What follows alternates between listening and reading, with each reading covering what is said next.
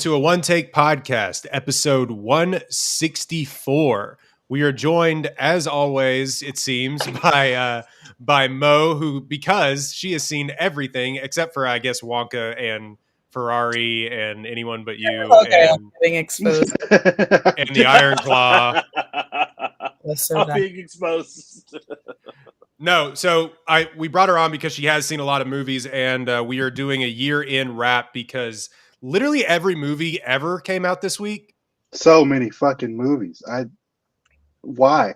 Why now? I said Where this were week, you when past, we needed you? Yeah, the past couple June. weeks. You remember Literally in when we August? needed you. Remember when there was nothing in August? I went back. Nothing. We didn't review anything. It's nasty as hell that they put out 25 movies that people actually cared to see in the month of December. And literally, there were months after the Barbie Oppenheimer cleared everything out. There was nothing there. And it's just crazy that ended up happening like that. I feel like I've been watching movies I spent my all December watching movies. That's all I did. I got so behind because I was traveling so much this year, especially December. So every movie y'all are saying that I missed was the release of December. You were gallivanting around the world. Too good to watch movies like us normal people. With us plebs. With us poors in the theater in Katy, Texas, watching Wonka. You're in everything and not to go to the movies in the Bahamas. I was like, don't do that. Don't do that. You do need to watch this movie. And they had a really cool thing at our resort. So I was like, oh, they have movie night. And I was like, don't do this. Don't do this. Hey, guys, fuck this beach. I got to go watch Poor Things. Yeah.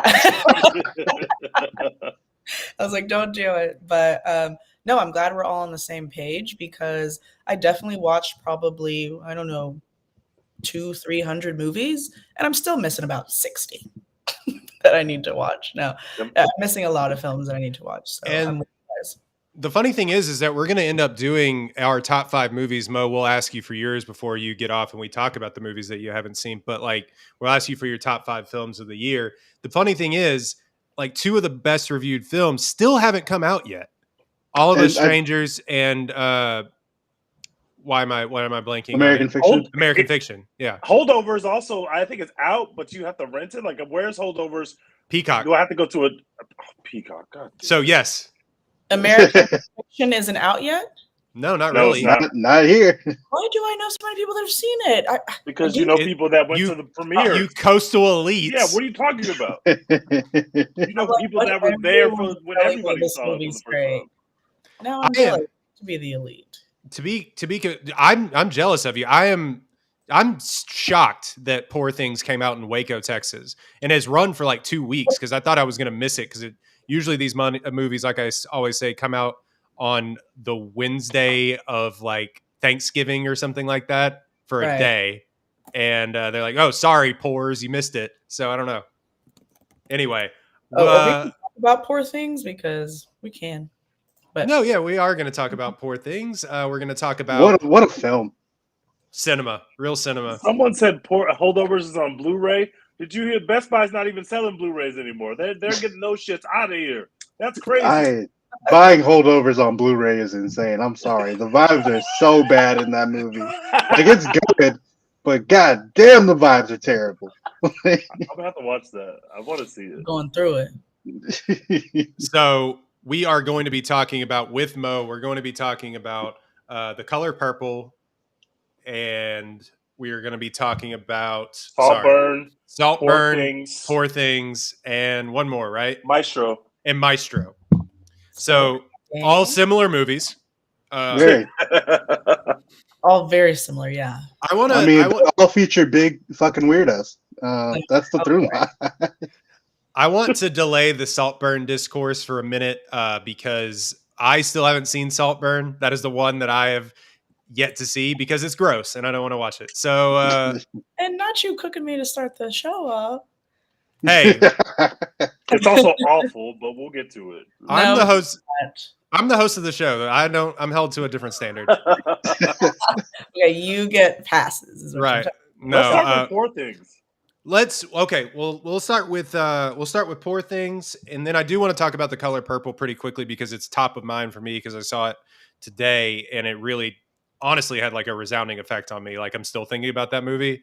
But Poor Things. Poor Things came out early. I think it was a Sundance movie?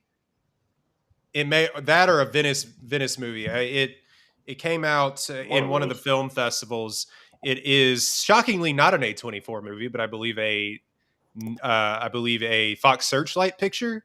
So you know, it's funny. It came out in Middle America, but still a lot of people have not seen this because it's not technically really wide yet. So that is shocking to hear that not a lot of people have actually seen this. 2023, rated R. If in case you're wondering, don't take your kids. There's a lot of sex in this much film. to explain. There's a lot of sex in this film. Do not take your kids. You know what? Also, don't take your parents. Go by yourself. Go by yourself. Don't take your spouse. Yeah, just go by yourself. Although I will say that the old couples that were in the movie theater at 11 a.m. like I was, were dying laughing. So I also saw this movie at 11 a.m. Oddly enough. wait, it was either 11. I'm so confused now. Like I'm saying, we've seen I think 10 movies over the last few weeks, but like, no, I saw this one at 11 p.m. Equally as weird. No, definitely not equally as weird. Watching this in the middle of the day, that's not equally weird. 8.5 on IMDb, 86 Metascore, incredible reviews. Stars Emma Stone, Mark Ruffalo, Willem Dafoe, Rami Youssef, and a host of other character actors that you may know, including, well, also Gerard Carmichael makes an appearance as well. But character actors, my main question for this movie is where the fuck does Yorgos Lanthimos find these people? The characters in this movie are bananas. Anyway, directed by Yorgos Lanthimos, written by Tony McNamara. It's actually based upon a novel by Alistair Gray, which I didn't quite realize. And essentially the plot of the film is female Frankenstein. So go with that. Take that and run with it. This is the second pairing between Tony McNamara and Yorgos Lanthimos. Their last one was The Favorite. The Favorite, and this is real cinema. We're going to try to keep these reviews to like 30 minutes a movie, if that, because we got a lot to go through, like I keep saying. But that would be a 4-hour podcast. I think we should go 15. 15 minutes. Okay. Oh, you're muted. We couldn't hear you. But yeah, 15-hour podcast. My bad. Hey, Like, welcome to the one. Give you guys. Welcome to the One Take Podcast Experience. One Take Podcast Experience.com. This is the second pairing between Tony McNamara and Yorgos Lanthimos, and my review is Yorgos Lanthimos needs Tony McNamara. That is my review. So, Mo, what did you think about Poor Things? Well, I don't agree with that. So, Poor Things for me was really, really fun. I really enjoyed it. I don't know what time I watched it. I think I watched it at a normal hour, but it didn't change. In the evening. It was so abnormal anyways. I think it was like 4:00 when we watched the movie. The first thing, I didn't love it. I'm not going to lie to you guys. I didn't love it. The reason why I didn't love it is because if you're going to be that bizarre, I'm going to need a little bit more explanation on like some of the things that we're doing and some of the people. Shout out Gerard Carmichael. I just don't understand why that character is there. To make you realize the world is bad. Yeah, like we know, and it's like, okay. And then the dialogue was just and I know that was like on purpose. The dialogue was very like, we're being, morally like corrupt versus morally sound, and we're making a statement. But for me, it was like, it kind of just got a little boring dialogue wise, and it was just visually stunning, which I love. The sound was very, very fun too. That went well with it visually, but it was just the writing for me that was like, okay, we're just like on a journey here. It was very much, is it labeled an adventure genre? It was very much an adventure. It reminded me of Triangle of Sadness. It reminded me of Beau is Afraid, just kind of everywhere. We don't know what we're doing at any given time, but we're in it because Emma Stone kicks ass. She's amazing. And that's just kind of my feelings about Poor Things. It is labeled, it has 18 tags on IMDb, including dark comedy, romantic epic, sci-fi epic, comedy, drama, romance, sci-fi. Odyssey, epic adventure. Yeah, it's giving like we just kind of went on a journey. But I like, and I say I didn't love the dialogue, but some of the quotes were fucking fire. I enjoyed them. Some of them, like like 3 of them, and 2 of them She were has some nuggets in there. yeah. There's some good ones there. What y'all think? I will be continuing to call my sex life furious jumping. Me too. I haven't told my wife that yet, but I'm sure she'll go with it. Tej, what'd you think? Because y'all saw this together.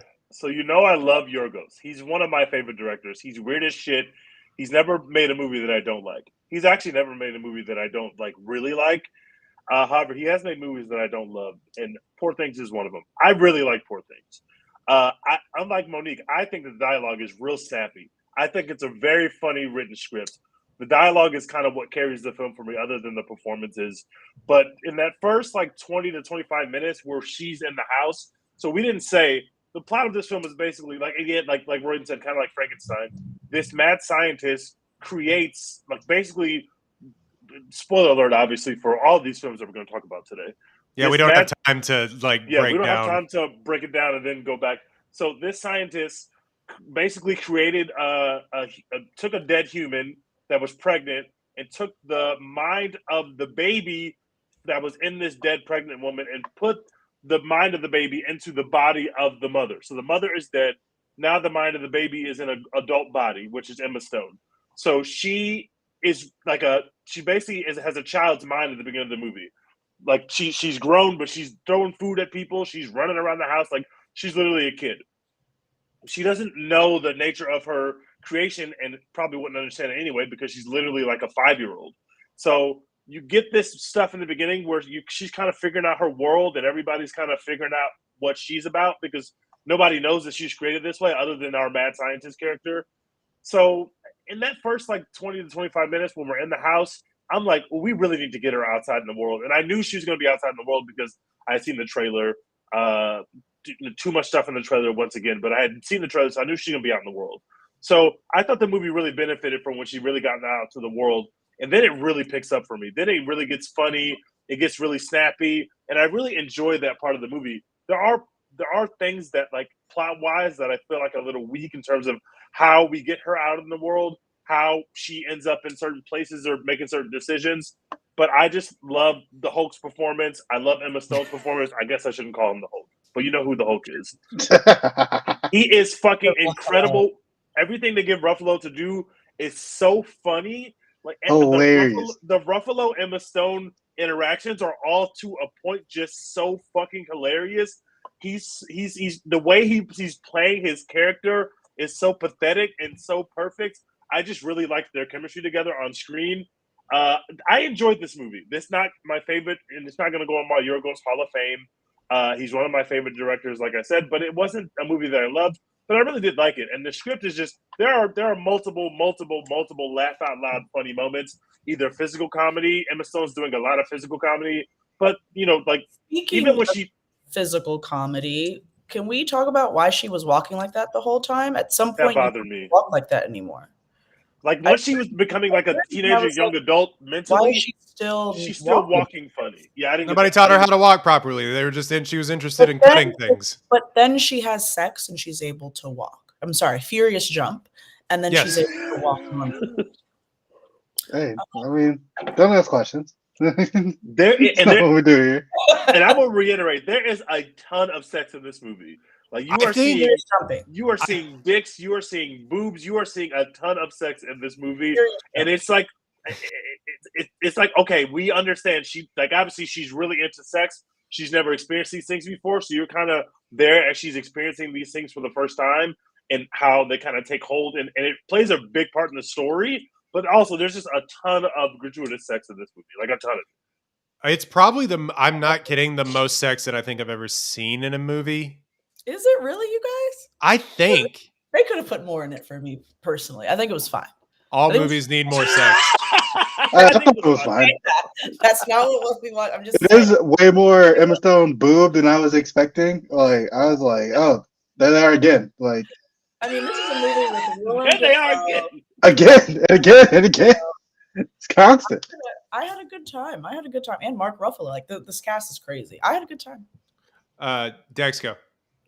Yeah, I really, really like this movie. The ending is a little weak for me. They just kind of like, we're just gonna wrap it up. Didn't really like that. But I did really enjoy the rest of this movie. Hardest I laughed in the movie theater pretty much all year, outside of maybe like Barbie. This shit was hilarious to me. Everything Mark Ruffalo said or did was funny. Emma Stone's like the re-education of Emma Stone in this movie is just so funny. The weird little cuck scientist guy from the beginning was also hilarious. I just really enjoyed this movie. Emma Stone's performance was my favorite of the year, honestly, from an actress. I'm sorry, Lily Gladstone. I hate it had to be you, but I got to take Emma Stone in that category personally. That's crazy. I just thought she like that character is really hard to play and make it work and not annoying, and she was never annoying to me. So yeah, I really enjoyed this one. I like the ways they tried to like make different cases about how the world works or whatever. You have the creepy lady from Tragedy of Macbeth, like the pimp in the brothel, like, you know, telling her like, this is how the world works. And then Gerard Carmichael shows up. He's like, no, this is how the world works. Mark Ruffalo's like, no, this is how the world works. I like how they kind of did that. Like I said, the only thing I didn't like about it was how it just kind of ended. I felt like they could have gone in a different direction with really it. sprinted to the finish. Yeah, that's what it felt like. I didn't hate the ending, but it was definitely rushed. I guess this is one of those rare moments where I was like, I'm okay with it ending like this. This is fine. I liked it. I smiled, you know. Dex, how do you feel about, if you don't mind me asking, how do you feel about like, actually all of you, the commentary we were talking about sex for furious jumping for men versus women and us being our own means of production and things like that. How did y'all feel about that? That was a bar. That was a great line. We are our own means of production. That was a bar. Yeah, I love that commentary. And even like when she first like goes to the brothel and comes back to Mark Ruffalo and he's like, how could you do that? She's like, what do you mean? Like, why wouldn't I do that? You have to understand, like, as a woman, this is like extremely poignant and like extremely important. I feel like every single straight man needs to watch this now, right? But it's really hard to do because instead of like being very serious about it, she was like, Emma Stone is perfect. Like I respect your idea that she is, the best, or she should get the best for the year, because it's like you do that and you present that and it can be kind of like, oh, we're gonna think piece it, but no one wants to think piece it. It was like, no, this is fun, this is important, this makes sense, this is bars. So I really appreciate that as a woman, that commentary was shown through a lens of a child, but an adult. But it was that's hard. That's hard to land, and they landed it. I think because someone's doing philosophy, like on that kind of like on a pop culture level, that's just like I'm in the wheelhouse for that.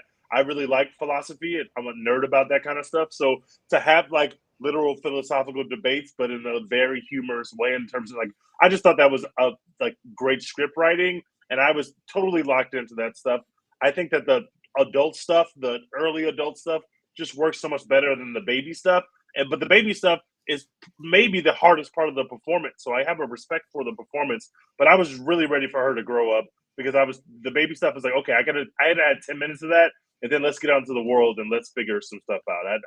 I could have really done with doing that faster, and then having more time to not rush to the ending, but get to the ending. I also really hated I don't mind bringing the husband back, but the way that so this person so fast. Yeah, like that whole thing happened so fast. I was just like, all right, there's literally a new character that's instrumental to the story, but not really, and also the movie's ending now. I just thought it was really weird, the pacing of it. Yeah. The whole time, it didn't feel like the plot was like going anywhere. Like Mo said, it was just kind of like we're on an adventure. It's like, it's very welcome to this world. It's not like we're telling you a specific story about like a specific thing. And then they were like, well, they're probably curious about like the husband, right? I guess we got to throw him in here, and then we'll just like wrap it up there. And it's like, well, I mean, I was kind of curious, but not like this. Like, Yorga, Yorgos is a director who everything like I hate to ascribe directors this like because a lot of the times like film critics and film scholars will be like, well, the blue chair represents da da da da da, and then the director will come out and be like, no, I just like the color of the chair. But That was the chair we had available. yeah, that day for exactly. shooting. That's what we could find for the budget. But I think I ascribe a lot. Yorgos is one of those directors that I ascribe that like every frame of whatever he's doing is like intentional, and the way that he tells the story, I feel, is intentional. Like you don't build these elaborate sets and have the camera movements and everything that you do to not be intentional with with every part of your film. And so just the ending, there's some symbolism there. I'm too dumb to get it, but like there's definitely something going on there. I got to watch it again to really kind of digest all of the messaging, especially some of the stuff that y'all were talking about that I missed, because I was so swept up in, God damn, this is funny. Oh shit. Yeah, it's really shit is funny. hilarious. It's really funny, especially in the middle. Yeah. Okay, but I want to ask y'all about the ending. Sorry to interrupt you, Royden. Is the ending of this movie better or worse if they put Willem Dafoe's brain into the husband's body? Ask Monique. Wait. Let's let Royden finish because we need to talk about this. No, go ahead. I'll wrap it up here in a minute. I said this when we were watching. When me and Monique were watching, there's a point where they showed like there's like yeah. Her God character. I love the fact that his name was God, by the way. That made for so many funny moments. Godwin, but she's God, why? Yeah. Godwin, yeah. So there's a moment where Godwin is dying. He's coming to grips with the fact that he's dying, but Emma Stone, who had been basically kidnapped by the husband of the woman who she was before this whole surgery happened, she's kidnapped. So she's not there when he's dying. She gets back right before he's dying, and then the husband is basically her captive. So she's like, she's gonna turn him into something. So I was like, oh, she's just gonna put his brain. I turned to Monique. I was like, oh, she's gonna put his brain like because God's ugly, and he talks a lot about how he's ugly. He doesn't have a penis, right? So God's ugly. He can't have sex. So like this hot husband character who's a piece of shit, just put God's brain in him. Then he has a dick, and then he can have sex. Because there's a funny moment where the cut guy, his scientific understudy, thinks that God is fucking this creation. So he's like, I don't have feelings for the creation, or maybe I would. He's a eunuch. Yeah, but he didn't know that. So he's just like, I assume you created her because you love her because you want to be with her. And he's like, no, I'm a eunuch. I don't have a dick. Like I can't do any of that shit. So do you like this ending better, or do you prefer Dex's ending? 100% better with Dex's ending. I thought that's what was coming. I saw it coming. I was like, yes, put his brain in God's body and let God get a couple more bars off and let God go find some people to have sex with. Love that. And they did not. They just put him. They put in a goat. The husband into a goat, which I'm sure, like Royden said, has some symbolism. But it's much better and much funnier to me if we put God's brain inside the husband instead. Yeah, go ahead, Mo. If this movie was Saltburn, maybe you put God's head into the thing just to kind of make a point. But Royden, like you said, this movie is fucking hilarious. Making him a goat is fucking hilarious. I don't think it's funnier if you put God's brain into it. I think we expected that. And, as someone that goes into movies blind for just to save myself from, a ton of prediction and expectation since I watched so much film, I appreciated that. I was like, oh, they're going to put God's brain in there. I guess you could excite me by, giving me some more dialogue of God. But I think we've got enough from God. I think we're great. I think that's good. I think he also wanted to die, it seemed like. Yeah, it seemed like he kind of wanted to die. Yeah. I want to die too if I gotta burp a bubble every time I eat. That's weird. That was so gross. It works because instead of redeeming or reviving a character, we embarrassed another and we punished another. And that's what I like, because it represented that our, protagonist, or whatever you want to call her, she is developing an understanding of what it means to be vengeful and things like that. So I really, really liked it. Like realizing the rest of her human emotions sort of thing. Yeah. It is a good for her moment, but I'm also like, I would rather her have the moment of just putting more good in the world. I am queen of good for her. That's why I love it. The way Defoe acts when he does the burp thing, the way he does the noises is so gross. Why did we do that, Royden? Because look, nobody knew what movie we were in because Emma Stone was walking around like a baby and like doing all this stuff, and everybody was kind of like, "What the hell?" And then Willem Dafoe leans back and burps a bubble into the air, and I cried laughing. I was like, "This is the funniest thing I've ever seen." It took me a minute to be like, "Is this movie funny on purpose or not?" And then I was like, "Oh yes, it definitely is." This is like the only time I'm gonna ever say this word if I'm quoting a movie. But right before the burp, he was like, "She's a beautiful retard." This movie's not serious. Right. This movie is very unserious.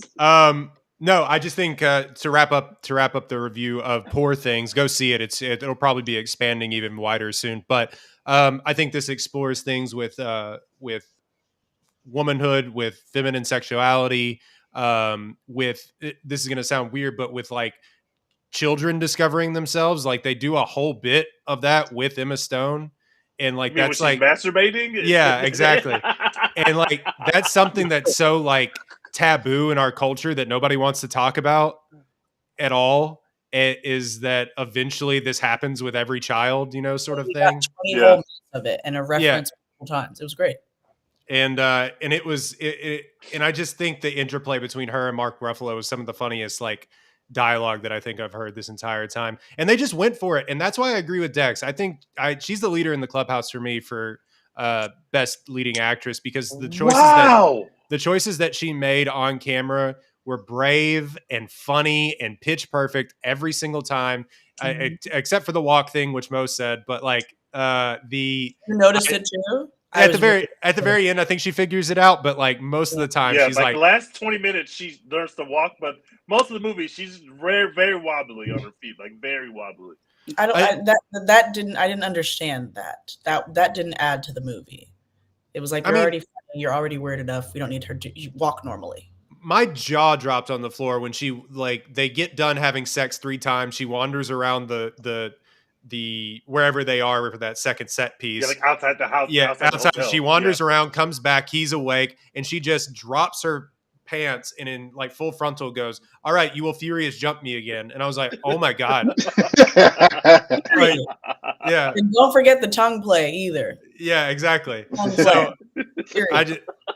this is going to be a tough one to explain to your partner what you're watching at like 11 o'clock at night. But like, trust me, when it comes out, do yourself a favor, watch it. Yorgos and Tony McNamara are a really good pairing. I'll end with what I was saying is that having seen a couple of Yorgos's previous American releases without Tony McNamara, now I've seen some of The Favorite. I haven't seen all of The Favorite, but I think Tony McNamara elevates him to a level that is so much more clearer to audiences. And while his like weird sensibilities and humors are still there, they come out better when Tony McNamara puts pen to paper. Fair. And then like this Killing of the Sacred Deer is funny at parts. The Lobster is hilarious at parts. It is just bleak in the past couple of movies. It's very dark. Yeah. There's like a more lighthearted sensibility to some of his stuff. And I know probably The Favorite isn't the most lighthearted. How have you not finished The Favorite? I just haven't. The Favorite. It's not streaming anywhere. I don't want to rent it. Dex, you haven't watched it either. Of course I have, brother. There are ways around this. You need to finish this. I'll send you a link tonight. Don't worry. Okay, thank you. I got it. But I have watched the 2 weird ones, Killing of the Sacred Deer and The Lobster, and I feel like this. The Lobster's great. Monique, what's wrong with you? I'm so disappointed. I also haven't seen The Lobster, and I haven't seen Killing of the Sacred Deer. I've seen everything that he's ever made. We're the worst. So speaking of weird ones, do y'all want to do Saltburn now, or do y'all want to? Okay, we'll go to Monique first. We'll do back-to-back weird movies. Oh, this is going to be quick. I haven't seen Saltburn. It's on Amazon, so 1 billion people watched it over the. Have you seen the TikToks of people showing this to their families over the Christmas break? No. God. Oh my God. People are like, not do that. People are like, I won the coin flip, so I got to show this to my parents over Christmas break. Oh my God, that's a and didn't tell them what it was. I would have a stroke watching this movie. Saltburn came out earlier this year, like in November. So this wasn't a holiday movie. 2023, 2 hours, 11 minutes. A student at Oxford University finds himself drawn into the world of a charming and aristocratic classmate who invites him to his eccentric family's sprawling estate for a summer never to be forgotten. Stars our favorite weirdo, Barry Keoghan, our favorite hot guy, Jacob Elordi, Rosamund Pike, Richard E. Grant, Archie Madekwe, and a host of other young actors. Written and directed by Emerald Fennell, her follow-up to Promising Young Woman, boo. But for as much as this movie was talked about, even when it came out, now I know why it's being talked about now. Like I said, it's on the biggest streaming, one of the biggest platforms on the planet. This made no money. I don't know how many people were, this dominated discourse online. It made $20 million across the world. And until streaming, it was like at $8 million. So I don't know how that happened or what, but Saltburn, hold on, what was the Metacritic score for it? I can tell you why that happened, because it stinks. 61 on Metacritic, 7.2 on IMDb. Mo, why did you love this? Okay, you ruined it. Stop. I think I said that before you logged on anyway. I think I told America that you loved it. Stop it. Don't ruin my beats, my Sorry. performances, dude. This movie is sick. This movie is camp. This movie is sick. This movie has a bunch of crazy, insane, sicko shit in it. And I fucking loved it. I loved it. I don't know why Promising Young Woman got anything that it did. Get it out of here. Could not fucking tell you. I have no idea. Zero clue. She improved by, I don't know, like 1,000%, because this movie was fun. This movie was good. Here's what I will say. Straight men do not like this movie. That's just what it is, okay? That's just what it is. You feel me? That's what it is. Straight men don't like this movie. I think that's mostly true from like anecdotal evidence that I've seen. I'm literally like, talking about the social media presence, which is how streaming services affect, like, that's why it's so cool to like talk about film now because of streaming services. But like, if you can't enjoy this movie if you don't let yourself just sink into being a sicko in love. And obviously there's a sicko in love, and he's also not straight. He is probably bisexual, right? And so it touches on a lot of things that people cannot relate to. And I don't think that it made a lot of money, probably because it also presents as a very boring, it almost sounds like it should be a TV show. Why are we talking about a kid at school in college in this time period falling in love? Like, why are we doing this? But I mean, sounds like a CW show. Yeah, it sounds like very. If they would have presented this as an erotic thriller like it was 1998, I think it probably would have done better. I'm telling you, it's the marketing thing that I'm like, I always pay attention to that. I'm like, I don't know if because who cares? But you got Jacob Elordi, you got Barry, you got, these are powerhouses, right? And so I don't know. I had the time of my life. I love seeing a sicko in love. And yeah, that's my review. Yuck. Yeah, Mo, y'all take it from here. I didn't see it. I respect your opinion on everything all the time. You're one of my favorite people to listen to talk about movies. I could not disagree with you more about this. This movie fucking stinks. I hated it. I watched this movie. I watched this movie knowing that there was some sicko shit in it. I had like just seeing vague Twitter shit about, the word bathtub, and like I didn't know what that meant. I just knew it was weird. So I go into this movie expecting some weird shit. It's weirder than I even expected. And then you get to the end of the movie, and it's like none of the weird shit that you just saw matters at all. And also, Emerald Fennell thinks you're an idiot and that you need this broken down to you in the most obvious, drawn-out, dumbass montage ever.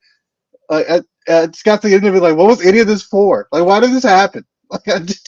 Because Rosamund Pike is that girl, and we need to see she is. That montage. She's great in this movie. She's the only good part about this film. Got nominated for a Golden Globe, by the way. Her and Barry Keoghan. best. Hey, if she gets the best supporting actress nod, I'm here for that. But like, I'm not here for that. But she's great. She's great. everything else about this movie, I'm like, what the fuck are we doing and why? Like, Y'all hated this movie. yes, it stinks. Oh my god, the movie Roosevelt Pike was great, but fun. other than that, this movie absolutely stinks. I hate everything. The twist is the cheesiest, dumbest, like just. Obviously, you can make anything sound stupid when you say it in the tone that I'm about to use, but the twist of this movie is literally he was murdering them the whole time. Like, we know. Like, Which that we was so- literally knew when the first body dropped. We literally knew. I don't know why she chose to hide from us. What that didn't make any sense to me. Who else would have killed this dude? Everybody else loved him, and he turns up dead. And it's like, oh, who did it? It's like we fucking know who did it. Why They're are you corn doing mazed it like by this? themselves, and then one dies. Of course he killed him. Like, why do we have a montage to explain The this? We last thing know. they show you before he's dead is Barry Keoghan's character literally saying, I wish you hadn't have done it this way. Now it's got to be done another way, or whatever the hell he says to him, and he storms off. So you know that when the sun comes up and that dude is dead, there's no other reasonable thing to infer other than, oh, he But did it. you didn't know how he did it. Yeah, okay, but the twist of the movie can't be this guy killed him. It's like, duh. No, You the showed us he twist, killed the first the guy. So we twist knew he of killed the everybody else. movie is a thin line between love and hate. That's the twist of the movie. Oh my god. Also, This- can I further this conversation along by saying I have read spoilers and listened to stuff all about this movie. That's why I Watch it. haven't watched it. I will watch it now. No, But- you're not. I'll Yeah. just have to for the discourse. have But to. I don't want to be preached at about class warfare from jewelry heiress Emerald Fennell. Yeah, I'm good. I'm good on that. Like, She didn't do a good job, so you don't even worry about that. I want Yeah. her defunded. I want her defunded. yeah, get her out of here, man. She's all for two in my eyes. This woman is a bum. She's a slut. Her movies are not good. Get her the fuck out of here. Margot Robbie, I love you and I love your production company, but you bought a bad horse. Like this, like you sound stuff when you can. I cannot stress this enough. Promising Young Woman. To this day, I cannot believe I'll never get those hours back. I'll never get them back. I'll never get Oh my god, that shit stunk. Like We were all in our houses, and I was like, "God damn it!" Like, And I'm equally pissed off by the ending of Oh. Promising Young Woman and Saltburn. the only reason that anger just sits with me is because it won an award. For screenplay. Like, what are we doing? What? I can literally name 100 movies that year that came out that were better than that. Please. Facts. Right, just 100 that year. Please. Oh, but yeah, Saltburn? so much the ending of Saltburn just makes so much about the rest of the movie not make sense to me because like But if love you- doesn't make sense. what he didn't love those people. First of all, and second of all, okay. Love and hate. He okay, was but obsessed. did he love the sister character who he goes down on when she's on her period, or did we just do that for shock value? We quite literally only put that in the script for shock value. Okay, It serves all no of you, purpose to the all to of the plot. you enjoy Marvel movies. Now you got a problem with shock value moments? Yes, I do. When it involves somebody going down on someone on their period specifically to shock us, this guy is fucking a dead person's grave. A dead person that he He's a killed. sicko. You He need to fucked his really, grave. if you're gonna make a sicko, you got to He commit. fucked his grave, Mo. But He why fucked can't his we grave. Why can't we have him do sicko things that go into the plot of the film Your of what sicko- drives his character? This movie changed your life. Your sicko threshold has now adjusted completely. Every movie you watch from now on, you're Well, gonna you have. know how long I've been watching porn on the internet? My sicko threshold is already high enough. What are you talking about? I've seen things that Emery Fennell would run out of the room. She would never No, want to see clearly the not. things If you're I've seen. that shocked about this, It's not that it's that okay, if that like meant something, if it had a purpose at That's all, my I'd problem. be what is totally evil down. out gonna mean outside of making her feel good? Who cares? If he okay, so like the bathtub scene that everyone has been talking about forever. Not only the third grossest scene in the movie, by the way. Weird as That's the one that shit. got the traction, but that's the third grossest movie. It's very weird, but no one is watching him do that. Like, he just does that. You were going to murder this man for his money. You don't need to do that. Like, this is not advance the murder plot at all. Like, why are you doing that? First of Why all, did you do that? I'm shutting shit down. Royden, you may be the only one that may slide out of this. The only one. How long have you been married? I'm gonna let you. Yeah, a Every while. single one of you motherfuckers, all of you listening, 50% of you on this show have tweeted that you would drink someone's bathwater in a way to flirt. And now they did it in a movie, and you guys have a problem with it. I said that's only the third grossest thing. Don't exactly. When I say I would drink Margot Robbie's bathwater, It I has been don't said then intend to murder her. times this year, and it's January 3rd. Okay, they just realized the thing that you two for sure, the Dex and the Tejas of the world for sure. Royden, I don't know if you said that to your wife. Maybe you should, and maybe you should drink a little bathwater. I don't know. Jacob Elordi is a hot man, and he drank his bathwater after he came in it. I was fine with that. I was like, okay, whatever floats your boat. Of course, Fucking you were fine with someone's this. grave served no plot purpose whatsoever when he fucked his. None. It literally served no plot purpose whatsoever. Barry, None. I think you did a great job. I heard that he improvised that. I don't know if it's true or not. I think you did a great job. How would you He did come improvise out that? and Do you say think? The list.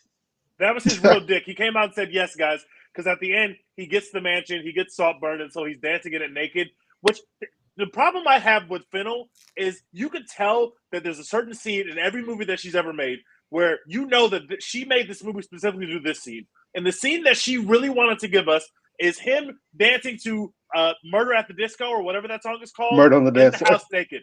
That's what she wanted. Which banger song. Song is fire. She wanted to have him dancing naked with his dick flopping around, and she said, "How do I build a movie script around filming this?" It's like triumphant. Like, yes, he's finally in the. But it was I was left feeling like, okay, he got the house, he killed everyone. I kind of guessed that 25 minutes ago. Why do I care that he got the house? Do I feel any type of way that he got this house or not?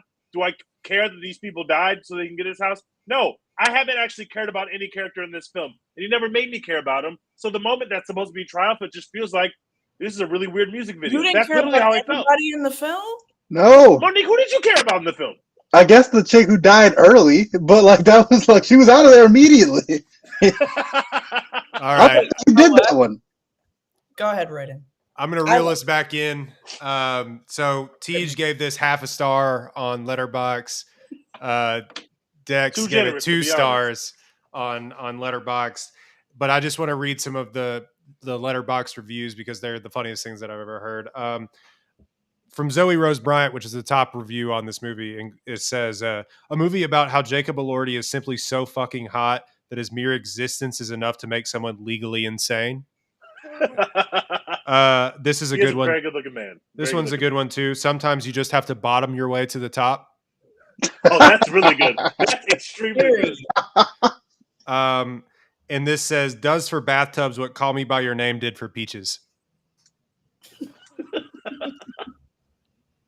Oh, also, I swear that freak gained new powers every time he consumed the bodily fluids of his family. I think that's intentionally in the script, though. Like, because when after he does the bathtub scene, that's when he comes out to see the sister, and he's got a new swag. He's basically like, and I think that's literally in the script. I don't think that's like a subtext. I think that's honestly. Well, you happening. can tell everybody, Yeah, I'm the man, I'm the man, I'm the man. That's in the script. That's canon. He's like every time he does one of these, he's a gross-ass vampire acts, in that way. Power. Yeah, he's a vampire. Okay. He does It's say a- that. I'm a that's- vampire in that way. If they should have just come out, it was just that he was a vampire. That would have made this like, right? That also moves has it up to at least 3 stars for me. He also fucked the black man and to like control him, which was No, I he just- didn't. why did he fuck the black man, Monique? He didn't fuck the black man. He What did he molested do? the black man. He just jacked him off. Is that what was happening in that scene? Yes. Okay, I got a different read of that scene. I thought it was His hand penetration. in there. No. Okay, No, we okay. are cool. Great movie, guys. Well done. Saltburn on Amazon. Watch it or don't. Don't. Watch. So We cannot transition to Color Purple after Saltburn, so we should probably go Maestro. We'll go Maestro. Speaking of men with a control complex. Speaking of bisexuals. Speaking of bisexuals. Speaking and of bisexuals. Speaking of sickos in love. It's true. It's very true. Excellent segue. Maestro is Bradley Cooper's attempt to really win that fucking Oscar. To right the wrongs of 2018 in the Academy, which they will never be forgiven for. Especially not by him, because him losing to Rami Malek has driven that man clinically insane. He might do his own Saltburn. It should have. It's disgusting that they gave Rami Malek any award, let alone over our son Bradley Cooper. It was think about how much better the world would be if Rami Malek had never won that Oscar. We would have the greatest James Bond movie of all time. Would have happened because Rami Malek wouldn't have been in it, and that movie fucking rules. Yeah, that's true. 2 hours, 2 hours and 9 minutes. It's on Netflix. Came out. Netflix dropped 5 movies all in the span of a week too. That was the other thing. A ton of movies came out in theaters, but they also dropped a bunch of stuff that they are also trying to contend for Oscars. We reviewed Leave the World Behind and May December earlier. But Maestro, the love story, chronicles the lifelong relationship of conductor-composer Leonard Bernstein. Stein? Sure. Okay. Leonard Bernstein, I think. Leonard Bernstein and actress Felicia. Oh God, Montealegra. Montealegra, Cohn, Bernstein. Absolutely, and people have had varying responses to this movie. 6.8 on IMDb, 77 Metascore. People are idiots. It is me, idiot. Stars Carey Mulligan, Bradley Cooper, Matt Bomer, Sarah Silverman. Sarah Silverman makes an appearance. And so Bradley Cooper wrote and directed this movie. He has a co-writing credit, with, I want to give them their credit as well. There are black people in this film as well. There Josh are not Singer. many, but there is a couple black people in this film. I did take note that a couple of the scenes did feature black people somewhere in the mix. You have to go far. Rami Malek would never. You have to go far down the IMDb. To see a black person, yes. Very far. I didn't like the way black people were used in Poor Things, nor did I like the way they were presented in Maestro either. Now that you're saying that. Thank you. I need to get that out. Or Saltburn, but all right. That's also, fair, I don't like the way anyone was presented in Saltburn, other than Rosamund Pike. Put her in more stuff, by the way. She's incredible. She's so good. Get her in theaters. I'm tired of her on these streaming. Get her in theaters. I want to see her on the big screen. She's great. Put her in everything. $80 million budget, worldwide gross of $354,000 because Netflix is a shell company. Yeah, that's fake money. They're laundering. Yeah. Anyway, you seem to really, both Dex and Tej seem to really love this movie. Tej, why don't you go ahead? What did you think Guys, Bradley Cooper might be our next great American director. I agree with. Everything. He has an eye. He has a flair for the dramatic.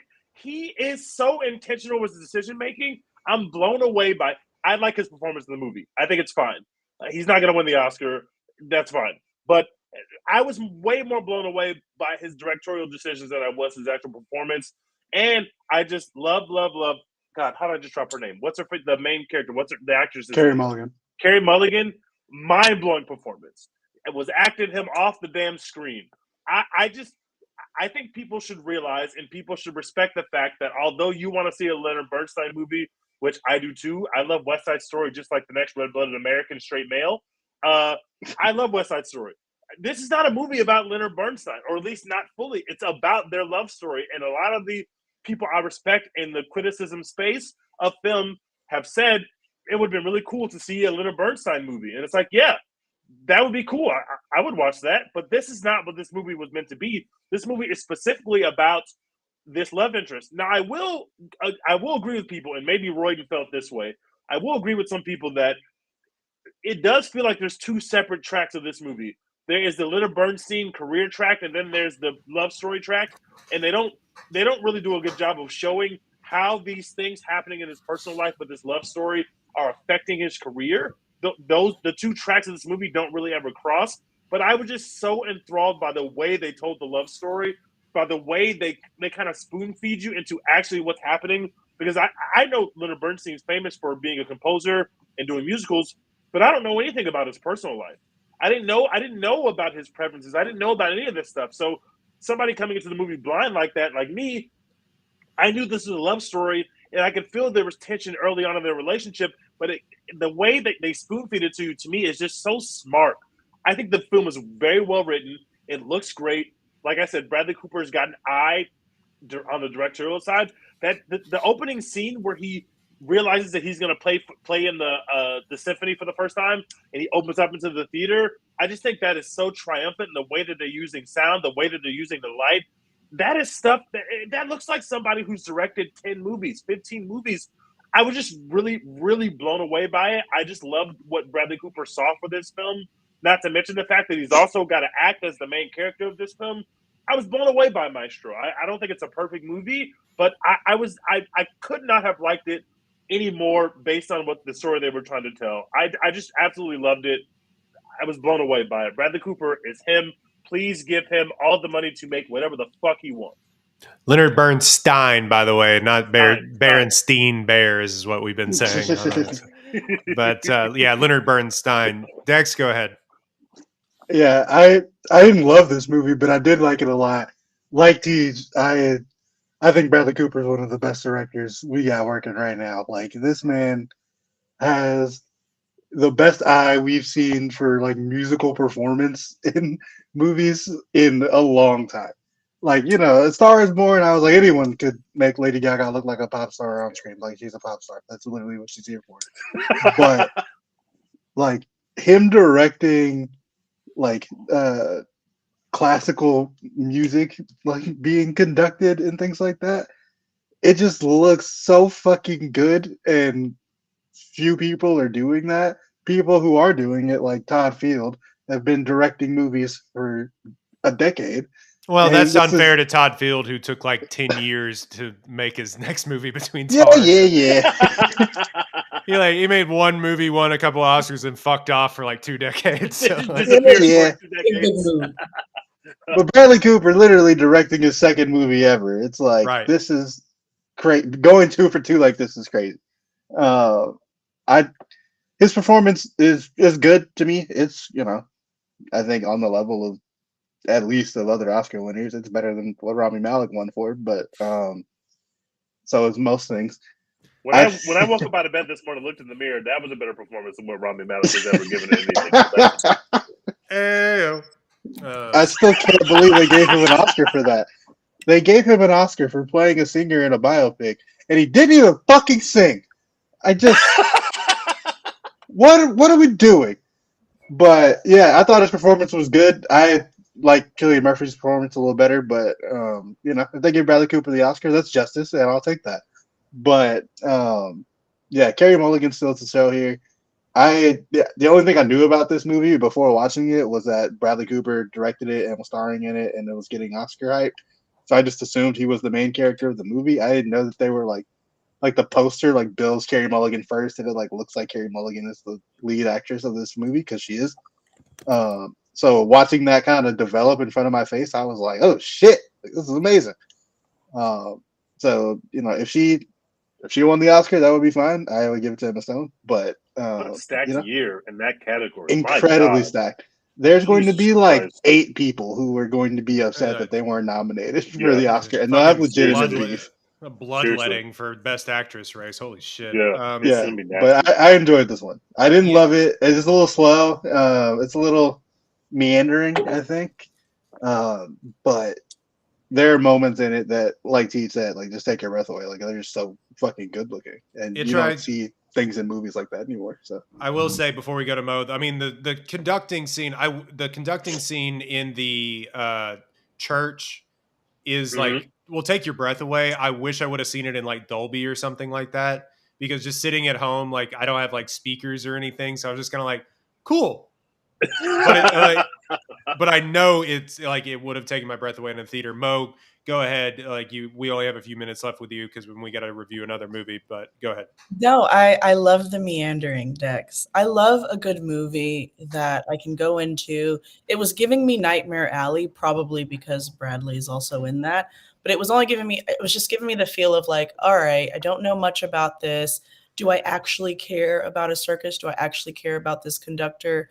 No, but I've watched, and not that I don't care about the conductor's art, just like his life, like how much are we going to go into his life and all this. And I think, as soon as I got really deep into the film, I was like, oh my gosh, this is Tar. And I think Tar really informed my experience with this film because Same. Tar is like the best movie ever. Yeah, agreed. True. It's just so good. So to your point, Royden, like the moment where he's acting like Bradley Cooper, apparently I was watching it on Instagram. He said that he was very nervous about it and he was very concerned about that part of the movie because it was shot like live and in, like whatever, one take, I think, whatever you call it. Shout out to One Take Pod. And that was really affirming to me because I didn't love it. But the only reason I didn't love it is because I saw Cate Blanchett do what she did last year. Yeah, that's tough timing. Look, it's unfair because it's like it is and isn't a different story. A lot of Bernstein can like informs what Tar is. Yeah, you can see that. Exactly. But he's playing a real person. Tar's not a real person, but at the same time, and everybody's made this joke, and Bradley Cooper has come out and been like really like, oh no, I love Tar, but at the same time, he had to been like, God fucking damn it, he was trying to get this movie made for 10 years. Oh my God, Cate Blanchett do that? He had to be like, fuck me, man. How am I gonna follow that up? Cate Blanchett's just like, no, you can't follow that. It's got to be like when they made Ant and A Bug Life at the same time, and they were like, "Fuck!" We should have a show on that, you guys. Like when similar movies come out back to back years. But anyway, so I think this is a movie about a conductor that I really, have never been like, wow, I really want to know more about his life, right? And they just made it so good. Like Carey Mulligan just bodies everything. The guy from freaking not Suits, not Burn Notice. Give me the right USA Network. His initial. God, it was Matt Bomer, but I don't forget what he was in. It's not Psych. What is it? You know it. All those USA. I didn't watch any of those USA shows. Monique watched all of those. That was my back. Why? Not Suits. It's the other one. Anyway, one? The what? Was it the Chicago Fire? I don't even know if that's USA. No.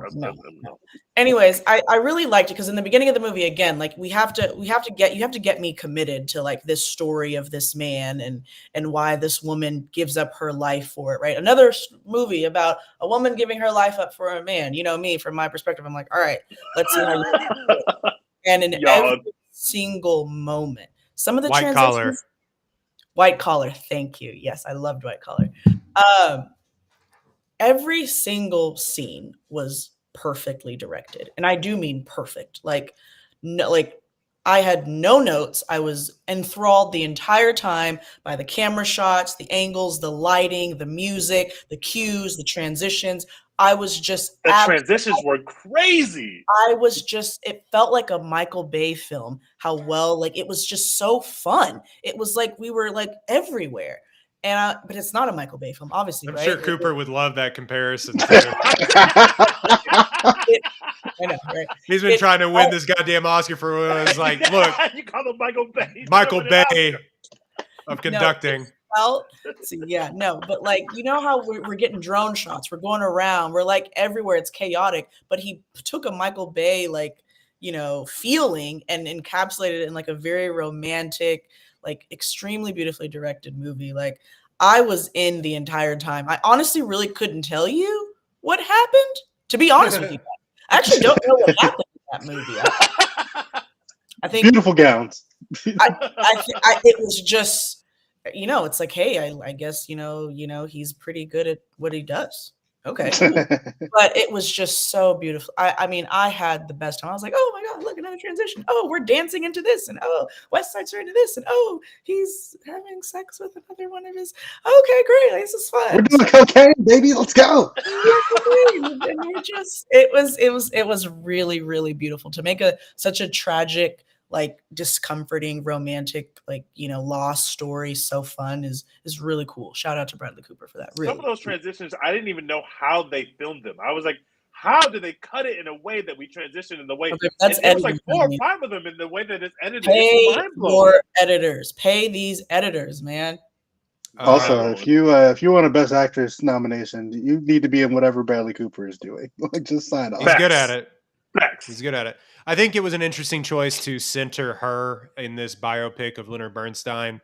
Obviously, he wanted to tell that version of the story, and I think this was a version of the story that like Spielberg and Scorsese have wanted to tell for forever. And Yeah. Spielberg apparently saw like dailies or was on set for A Star Is Born and was like, Yep. "This kid's got it." You know what I mean? Yep. Like it's an old Coach story or something like that. But like it, I thought it was like Dex said, beautiful gowns, or it's like Tenet. You just have to feel it. You know what I mean? But I found myself swept up in the beauty of it and not so much in the substance of it. And obviously, you wanted to tell that love story, and I think it mostly succeeded at doing that. Carey Mulligan gets moments and gets to get her bars off, especially up in the close up in the lunch scene that she has with Bernstein's sister, Sarah Silverman, in this. And then her, spoiler alert, I mean, for a woman that passed away in the 70s, but like her death scene is like kind of, I mean, not kind of, it is devastating. Yeah, it really is. It's one of the more devastating, like, Yeah. portrayals of cancer and like falling apart that They you'll did see a in a long time. beautiful job. Yeah. It to me, Dex, I know you kind of went back on me when I said this in the group chat, but it really does ask that you probably know a lot about Bernstein before you go in. And it's like, because it doesn't, like Tej was saying, it doesn't quite inform you enough about his career. And then again, you look at it and it's not quite a standard biopic in that way. And I kind of found myself wanting that. And that's just on me. That has nothing to do with what they chose to make. My personal preference is that I didn't know much about this man. I still don't know much about this man other than he was gay or bisexual and conducted music. And that's it. A lot of people have said what you said, which is like, this is really cool. I wish that this same director just made a straight like biopic, and that could have been one of the storylines. But I want to know more about this career. I want to see fucking West Side Story. Right, and I think a lot of people do, and a lot of olds that are watching this are definitely like, show me West Side Story. But I get it. I'm very young, very free, very beautiful, you know. And I just think this version of the movie was great. I agree. I disagree that we needed more of of his life. I don't know. There's 900 movies about great men. I like the fact that we took this from this angle. I've never heard any of you talk about Leonard Bernstein and how curious you were about his life. Never heard any of you. And say you that. won't, because I don't care. I'm good. I'm saying. So I'm like, make me care by showing me the disgusting. In fairness, when we get on this podcast and talk about the Eternals, I'm not saying like this could have used a score from Bernstein, to be completely honest with you. But okay, let's do Color Purple real fast. Real quick. I will say Bradley Cooper is good, but he is doing the most acting of anyone that is going to get nominated for an award this year. It is most. He's doing the most acting, and that's fine. But he's doing the most. I absolutely agree, Royden. Including in the award circuit, neither here nor there. The Color Purple. I saw this movie today. Oh my god! I was a fucking wreck at the. Let's start with you, Royden. I want to start with you. It's fresh on your memory. Yeah, The Color Purple, PG-13, 2 hours 21 minutes. A woman faces many. You know The Color Purple, but a woman faces many hardships in her life, but ultimately finds extraordinary strength and hope in an unbreakable bonds of sisterhood. 7.8 on IMDb, 73 Metascore. Stars Fantasia Barrino. Taraji P. Henson still got it. Danielle Brooks. reprising her Broadway role as Sophia. Coleman Domingo playing just the fucking worst. Corey Hawkins, who continues to have an incredible career. Halle Bailey and Felicia Pearl. Help me out here. Masai, I think, as a young Celie. Also, Ciara is in this as well. Directed by and her is in this. Looking her is in this? incredible, if I do say so. Yes, she's Harpo's second, I guess, girlfriend. They don't really get married, I don't think, but she's the second girlfriend that Harpo has after him and Daniel Brooks break up. I think it is directed by Blitz Bazawule. It is written by his first feature film, Marcus Gardley, and based on the Alice Walker novel. And this is based on the Broadway play from Marcia Norman, who wrote it for Broadway. I will start by saying, holy shit, how do you take The Color Purple, that source material, and be like, I'm going to make this a musical?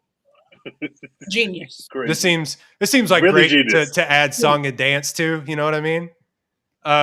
This movie made some decent money at the box office. $100 million budget, really expensive. Made like $50 million worldwide. Just came out last week over Christmas. My thoughts. I saw this. I've actually never seen the original Color Purple. It was too heady of, or not heady, but too hard of a source material when I was young that my parents actually just never showed it to me. That makes a lot of sense. And then when I was a teenager, I took my mom to go see the musical actually in Houston. And in that I left in, it's very rarely that, you know, that you're affected by like musicals or anything like that. But like sometimes when it's live and it's there, it gets you. I left that musical being like, and just like, and I didn't think that this would have the same effect on me, but at the end of that movie, goddamn, if I was not like just people behind me, women behind me were sobbing at like 12 or at 12 in the afternoon. They were just like a mess. I don't know. I thought this was a beautiful reimagining of bringing that to life. Obviously it's not, it doesn't, I imagine, because I haven't seen it, you'd have to inform me on this, but I imagine it doesn't hit like emotionally hit like the depths of how mean and sad the original Color Purple can be. Yeah, they sand some of the edges. Yeah, you find out that her dad has raped her, but then literally the first 5 minutes of the 1985 version of the film, it's literally in the first 5 minutes of the movie. Like it's like boom, welcome to Color Purple. She's been raped, and it's like, oh shit! Like we are in for a journey. It is. I mean, it still felt that way in this one to me. Well, you have to. I will say you have to kind of be. It's still white. It still felt that way. Yeah, I agree. It's still very heavy film, obviously. It's still a heavy film, but you obviously have to be. You have to kind of be really paying attention to the interplay between her and her, I guess, stepfather. No spoilers for, you know, the Color Purple, but like her and her stepfather there. But to kind of understand what was happening, it kind of felt like they sanded it down a little bit more. They definitely did. Than that. So I thought the performances were pitch perfect. I thought Fantasia was incredible, but I thought the woman that played Sophia was probably stole the Brooks, movie. Bro, she steals it. She literally steals the movie. I think she steals the movie for me. Corey Hawkins continues to pick really good projects. I'll say that about him. He's really good. And Coleman Domingo, you're saying in your movie, Corey Hawkins will be there. Yeah. With his cute little smile. He's such a cute little smile. And Coleman Domingo. Wow, man. Really, really good. Misses, man. Yeah, he's an incredible actor. And I will say this, the final stanza when she meets her family and they sing The Color Purple and all that, and I was a mess. I was a fucking wreck, dude. I do think my one problem with it, and this is kind of just the source material, and this is actually how the stage play goes. It's bad. All right, some good things happen to her here at the very end of the movie. And you're just like, the third act really feels rushed into getting her on the right path. And that's just kind of the source material. That's kind of how it works out. but it does feel at the very end it's like, and then they were redeemed, and you're just kind of like, okay, good. What else though? This person was really bad to her for the entire movie. Anyway, that I was a wreck. Go see this with your family, and you'll have it. And I also, again, Taraji P. Henson, just Still. kick me in the face. Monique, let's get you to give us your Color Purple review and then your top 5 movies, and then we'll finish the Color Purple when you leave. Yes. So my relationship with this film is very, very deep. With the story, I should say, first versus the film. I watched it first with my grandma when I was a very, very, very young girl, and I was like, "What the fuck am I watching? This is terrible. Why would you ever let me see this?" So that was my first, interaction. Then I watched it again because I was going to go watch it on Broadway. So I've seen Fantasia perform this on Broadway, and it was absolutely mind-blowing. It was life changing. And then I watched the movie right before that too, and as an older woman, I wasn't that old, but I was probably like in my late teens. A little bit more life had happened, so I'm like, okay, I understand this. I understand why this tragedy and this story is so powerful. And then we come to 2023, and we have Fantasia again. We have Taraji P. Henson, we have Halle Bailey, we have Sierra randomly, and we have Danielle Brooks, who for me is who made this movie. I mean, it's between her and Coleman Domingo, but really Danielle Brooks, I've also watched her on Broadway. Actually, no, it wasn't. It just technically wasn't Broadway, but they did the piano lesson with Samuel L. Jackson and John David Washington. And Danielle Brooks can do anything. The woman that played Sophia, she can do literally anything on this planet. The reason why those women behind you were crying, Royden, is because of Danielle Brooks. Like, her performance was so damn good, and it was so important. And when you think of The Color Purple, you don't always talk about Sophia first. She's probably like 3rd or 4th on the list, but I'm going to talk about Sophia in this movie because from a musical standpoint, from a range standpoint, happiness, sadness, comedy, revenge, just physical dancing and freeing yourself. And just from a cultural perspective as a Black woman, and a Black Latina, but a Black woman in America, like, the way this story was told was so genius. It was so genius. It was a perfectly produced film. Shout out to Oprah, because it's hard to do. It's hard to retell this story and still make it fun. Still make it to where we can have a conversation like this. Like, this is we'd never talk about this. We never talk like this about the 1985 version. No, we would not. Story like this. And so it's just a stroke of genius to me to make this a musical. And we all know how hard it is. Like, if I ask you your top 10 movies, you're not going to say a musical, because musicals are hard to commit to as well. Nobody say a musical. No, I you love won't. musicals. No, you won't. You only said a musical. No, you won't. You know how many times I've seen the original West Side Story? Like, literally. That's not your top 10 movie. You wouldn't say it. You're saying that now because I'm saying it. You wouldn't say that was your top 10 movie. But anyways, be close. I'm not saying I don't love musicals. I'm just saying musicals are hard. If they were easy, we'd have way more of them. If people sat down in seats and watched them, we'd see way more of them. So it was just real exciting. The wardrobe, chef's kiss, reminded me of Ma Rainey's Black Bottom, which also had Coleman Domingo. So shout out to wardrobe, shout out to Taraji P. Henson, and really, really especially Danielle Brooks. This is going from Orange is the New Black to amazing plays, in New York and in theaters, and then just bodying this role from every aspect. Like, there's so much asked of. Don't forget Peacemaker now. That's real cinema. She was in Peacemaker. Great. We're talking in actors. Usually when you watch an actor, and I'll wrap it up. Usually when you watch an actor, it's like either you're good in TV or you're good in film. Like, it's two very different things that demands of actors, these mediums. And Danielle got it all. Fantasia, to your point, Royden, about like the Act 3 being, this like, I guess some good things happened to her. I think that's also a cultural perspective where like a lot of Black Americans found, respite in like community in the church and in religion.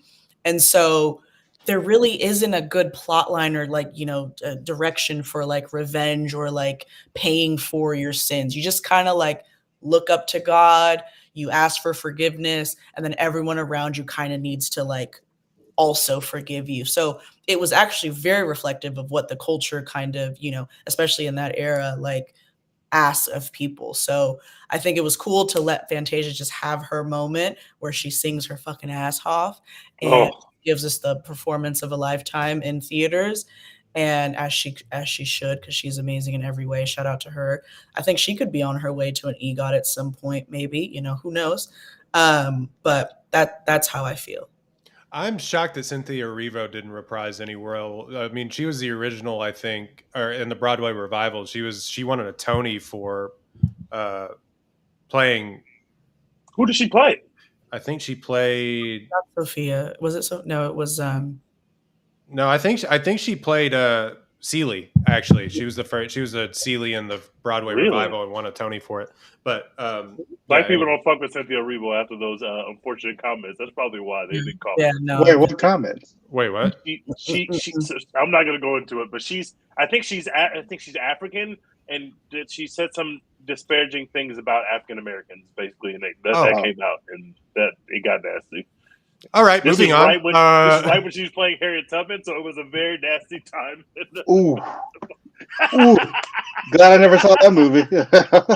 Do y'all want to? Moving on. Let's skip that. Me and Des can talk about The Color Purple after we get Mo's top 5. We gotta leave. Okay, so real quick, screw you guys for this top 5 shit. I hate you guys. You stress me out for no reason. I don't have. I have a top 35. But help me. I'll make this interactive because I got to go. Okay. Help me. Just help me get it down to 5 from 10. I have 10. Okay. Help me get it I down. wrote 20, so you're already better than me. I wrote 20. 5? Come on. I watched 5. I watched 5 We'll give you 2 honorable mentions. We'll give you 7. You take it. Give me Barbie, Rye Wait, Lane. tell us your honor. No. Oh, you're not gonna put them in order. I'm gonna give you. Yeah, I'm just giving you your 10. I literally can't. I can't. Just all great.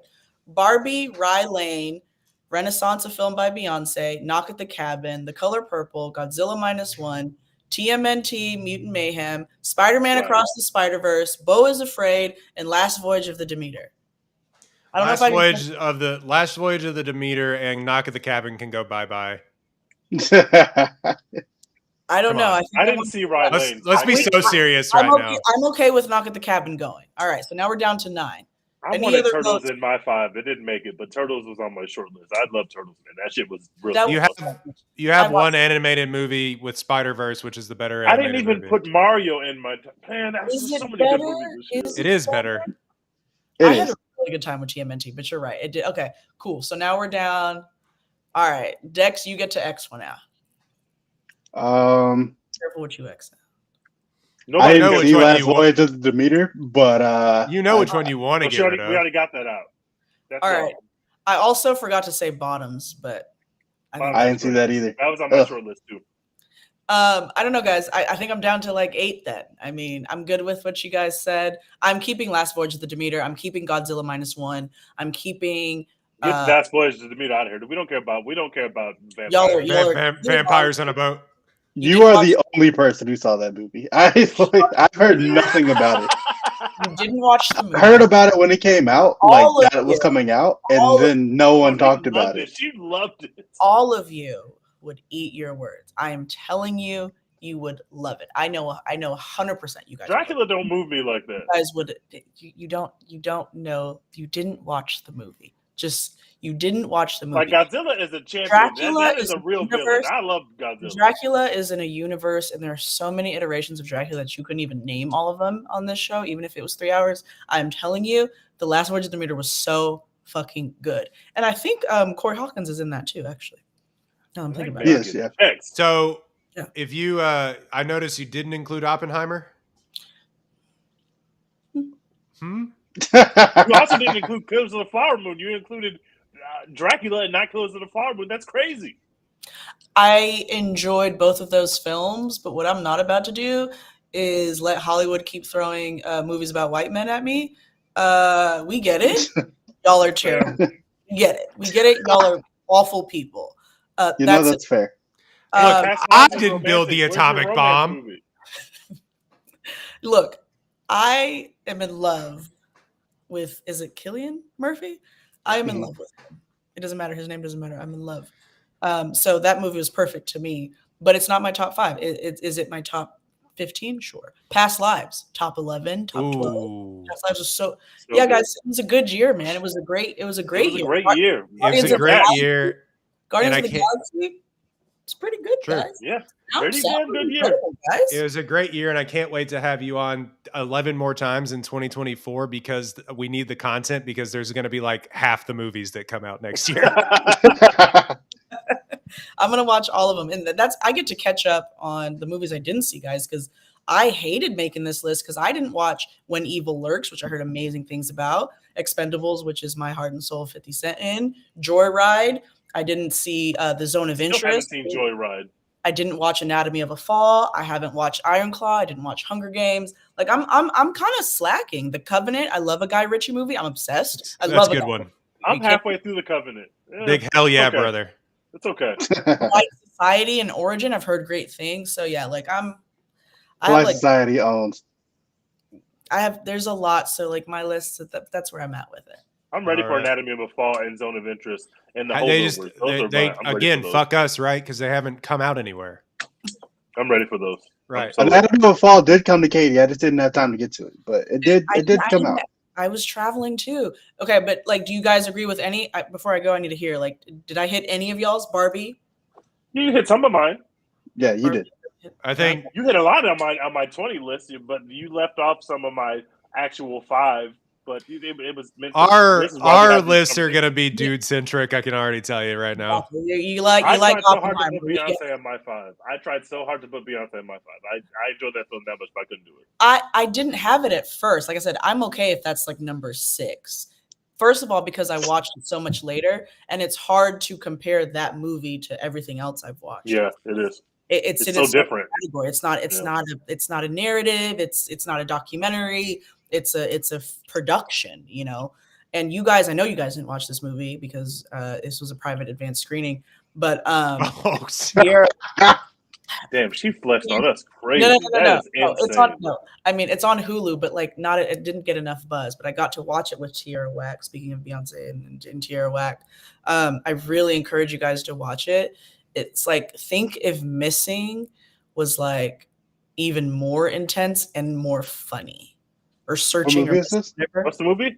The movie is called Fame is Whack by Tierra Whack. It's like her directorial debut. She fucking kills it. It's so much. You've never seen a movie like this. It's not a documentary, but it is, but it's not, but it is. And that's all I'm going to say. It's very All right. Okay. Fame is whack.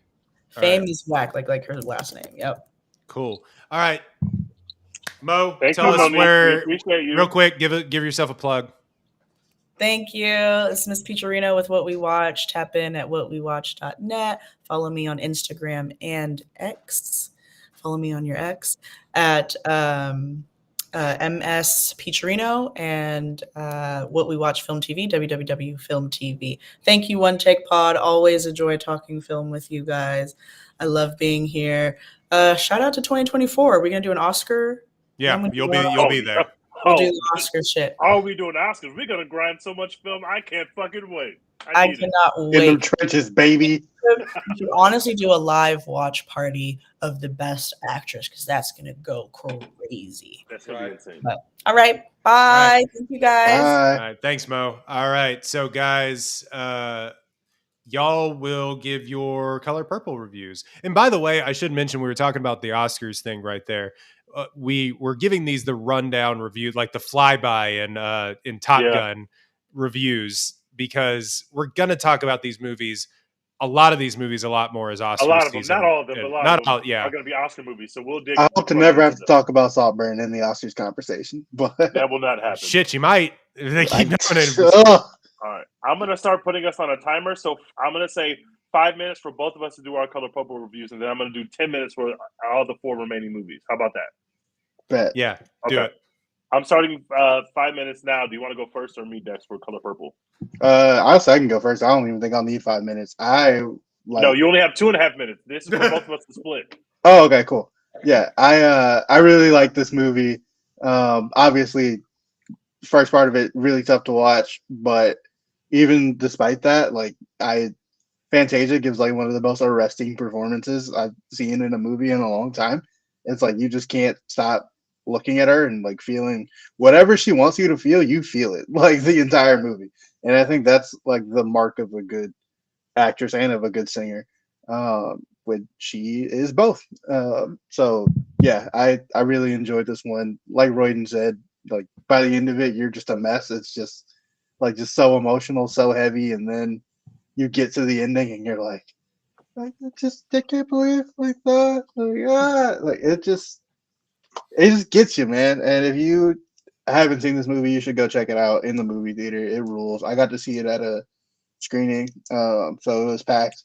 A lot of people really excited. People all dressed up in there in purple and like the dresses and all that stuff. And it was just a fun environment to be in. I don't know if you can still see it in that environment now that the new year has passed and all that, but yeah, it just added to it a ton for me. So Yeah, try I going loved on a it. weekend. Yeah, that's smart. I also saw it in a packed theater. I have actually never seen the musical, and I actually didn't realize that this music. I knew this was a musical, but I didn't realize this was an adaptation of the Broadway musical, which I should have realized, but I did not realize that when I walked to the movie. But I have seen the 1985 version a couple times, and also my stepmom is literally obsessed with the 1985 version of this film, so I can quote it pretty much front to back in terms of how the lines are delivered. And the 1985 version has a lot of lines that are very serious, but because of the delivery, people make jokes about. And I Mhm. thought they made an intentional effort to really get the tones right this time and not really mix their tones.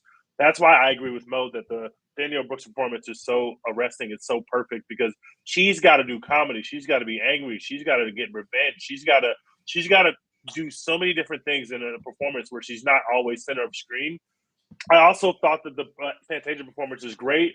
I think the Fantasia performance is so this is a typical musical trait or trope, but her performance is so understated. Even in her performances, she's not really singing a lot, but then she gets a solo number towards the end of the film that brings the house down. It fucking crushes, it is crushing. I was a mess. I was crying when Danielle Brooks has the moment where Celie says that she's gonna move to Memphis, and so Dana Brooks starts to say, "Well, I just want to thank you, Miss Celie." I'm crying already, and then she breaks that out by having an extremely hilarious moment, like 3 minutes later, in the midst of a very serious interaction between Mister and Celie. That's basically the first time Celie asserts herself against this guy who's basically been her captor. Dana Brooks has to be funny right after she just made me cry 3 minutes ago, and she just nails it. She's just perfect. Obviously, I like when the family gets together and Ciara comes out. She's just so mind blowing. I don't think that anybody has given props yet to what Haley Bailey did, but I had never seen her in a movie before because I didn't watch The Little Mermaid. So No one I did. was very impressed by like I did. what she did because I had never seen her before. So I was very impressed by what she was able to do. I think this is a very strong adaptation of this movie. I really enjoyed it. I saw it in a packed theater. My theater was also a mess. I was also a mess. Very emotional, but very funny. The only knock I would really have is that the musical numbers are not great. Like I don't love any of the Yeah, they're musical not. numbers until I get to that Fantasia one at the very end where she's saying, "I've arrived. I'm here." That one blew me away. That one just like took my breath away in terms of how understated she was, and she finally basically she literally like comes out of her shell. Like I just loved it. This is an incredible film. I'm glad it's been successful. It's well casted. Her is not only great in the movie, but she's also just extremely gorgeous, like mind-blowingly gorgeous in this film. It's just well casted. It's a great time. Take your family. It's a very emotional film, but it'll be worth it. And God bless Oprah and everybody involved with this film. Coleman Domingo is just great. That following up behind Danny Glover and what Danny Glover does in that 1985 movie, and I think Danny Glover steals the 1985 movie. So to play that role is just not an easy thing to do, and I just think that Coleman Domingo was the perfect casting choice because that guy can do whatever the fuck you tell him to do. He has every tool in the toolbox. He uses it. He's great. Go see Color Purple. It's great. My favorite thing, real quick, my favorite thing about these movies is that they find white people who are just the fucking worst. Yep. Oh, it's inevitable that they would just find some fuck that's just like, ew, dude. Like, yeah. Anyway, it's it messy. always happens. All But right, I'm putting 15 minutes up for whatever the next movie is. the And Iron Roy, you Claw. tell us where to go. We can go to the Iron Claw. And I'm Go going to ahead. do this review. I'm going to do my review really quickly, and then I got to go give a birthday present to my wife. So I will let y'all do y'all's reviews here in like 2 seconds. But the Iron Claw, it's jewelry. It's nothing derogatory. I'm not stepping away. Anyway, the Iron Claw We didn't think that. is rated R. Not at all until you said it. I know. No. Just making a joke. The Iron Claw, 2 hours, 12 minutes, rated R. The true story of the Von Erich brothers who made history in the intensely competitive world of professional wrestling in the early 1980s. Written and directed by Sean Durkin, 8.1 on IMDb, 73 Metascore. This is an A24 film. Stars Zac Efron, all your favorite short kings. Zac Efron, Jeremy Allen White, Harris Dickinson, who's not a short king, Maura Tierney, Holt McCallany, and then another person who I'm trying to remember who plays the other brother in here as well, but a host of character actors that you've known and seen. Also Lily James in here. Lily James is This did pretty good business for its budget, $15 million budget, $18 million at the box office. And I think in a slightly limited release, they're opening it in more theaters. Also, I don't know why A24 tried to put this movie about generational sadness and trauma up against all these other movies at Christmas, but that's neither here nor there. This movie should have been out in August. I don't know what the fuck they were doing. This movie is brilliant to look at. It is well acted. The story moves around at a breakneck pace, I feel like. It really does try to dive into how toxic masculinity and generational trauma really affect men, and it frames it through the lens of the Von Erich curse, who we're not huge. I mean, y'all love wrestling more than me, but like, I didn't even know this story. And a lot of people do know this story. A lot of people in Texas know this story. And it's like Texas legend at this point almost. It's bigger than life, I think. And I was blown away by the Efron performance. I think this is the best performance of Efron's career, bar none. It's great. I think towards the end of the movie, I don't want to ruin it for anybody that hasn't seen it yet, but he delivers some of the most heartbreaking lines that I think that have been delivered in a movie. I was a mess at the end of the movie too, of this movie as well. The character of Fritz Von Erich, I had a problem with because it felt like he was delivering exposition and was in kayfabe the entire time in the movie. Like, I know kayfabe is acting, but it felt like he was in kayfabe as an actor in playing a wrestler. It's hard to describe, but I don't know. I really enjoyed how straightforward this movie was. Until the very end, they take some liberties with after the characters die. We don't remember in that scene either, but I love how straightforward it was. I thought the action in it was some of the best like wrestling stuff that I think I've ever seen. Somebody described it feels akin to like a boxing movie. Yeah. And I really agree with that. And it's staged well, it's performed well. My only problem is that it doesn't dig too deep down onto those messages that I was talking about, other than to say, damn, that was crazy and sad. And that's what it feels like. Basically. So go ahead. All right, Dex, go ahead. I agree with most of what you just said. The Zac Efron performance is awesome. He's really fucking good. I didn't know he had this in him. So shout out to him for that. But the rest of the movie around him kind of lets him down. Like, this movie could have been great and one of those like that I would go back to all the time, and like one of my favorite biopics kind of thing. But everything else about the movie is just either formulaic or kind of useless, honestly. Like the dad character in this movie is just so fucking bad. Like, I said in the group chat, it feels like he's like a narrator character in like a sports mode career, like a sports game career mode, where it's like he's like guiding you like through your NBA 2K story. Everything he says is like, oh wow, like this team wants to draft you. Like these other scouts don't believe in you. What are you gonna do? It's like, I don't like, you suck. Like, get him out of here. Like, write this character better. I think the that framing the story around Zac Efron's character kind of just makes it where you're just watching sad shit happen to him instead of them like telling you a story. It's just like they're telling you a story, but not like telling you a story that has a point. They're just like telling you what happened, which I guess that's a choice you can make. Yeah. But I would rather them be like, this is what happened, and like this, you know, inspired thoughts of, you know, I don't know, some thesis on grief or some thesis on ambition or family or love or something. And they just don't do that. They're just like, y'all read this Von Erich shit before? Like, this is crazy. Like, you know, I think if you like center the movie around like the dad or the mom or something like that, like it's probably a different movie. Zac Efron's probably not in it as much, but it's a better movie, probably in my opinion. So I would have liked to see them do that. But there's moments in it that are like truly heartbreaking. Also moments in it that are like kind of awesome, like the wedding scene where they're like just, you know, line dancing and shit. That shit's awesome. The wrestling is awesome.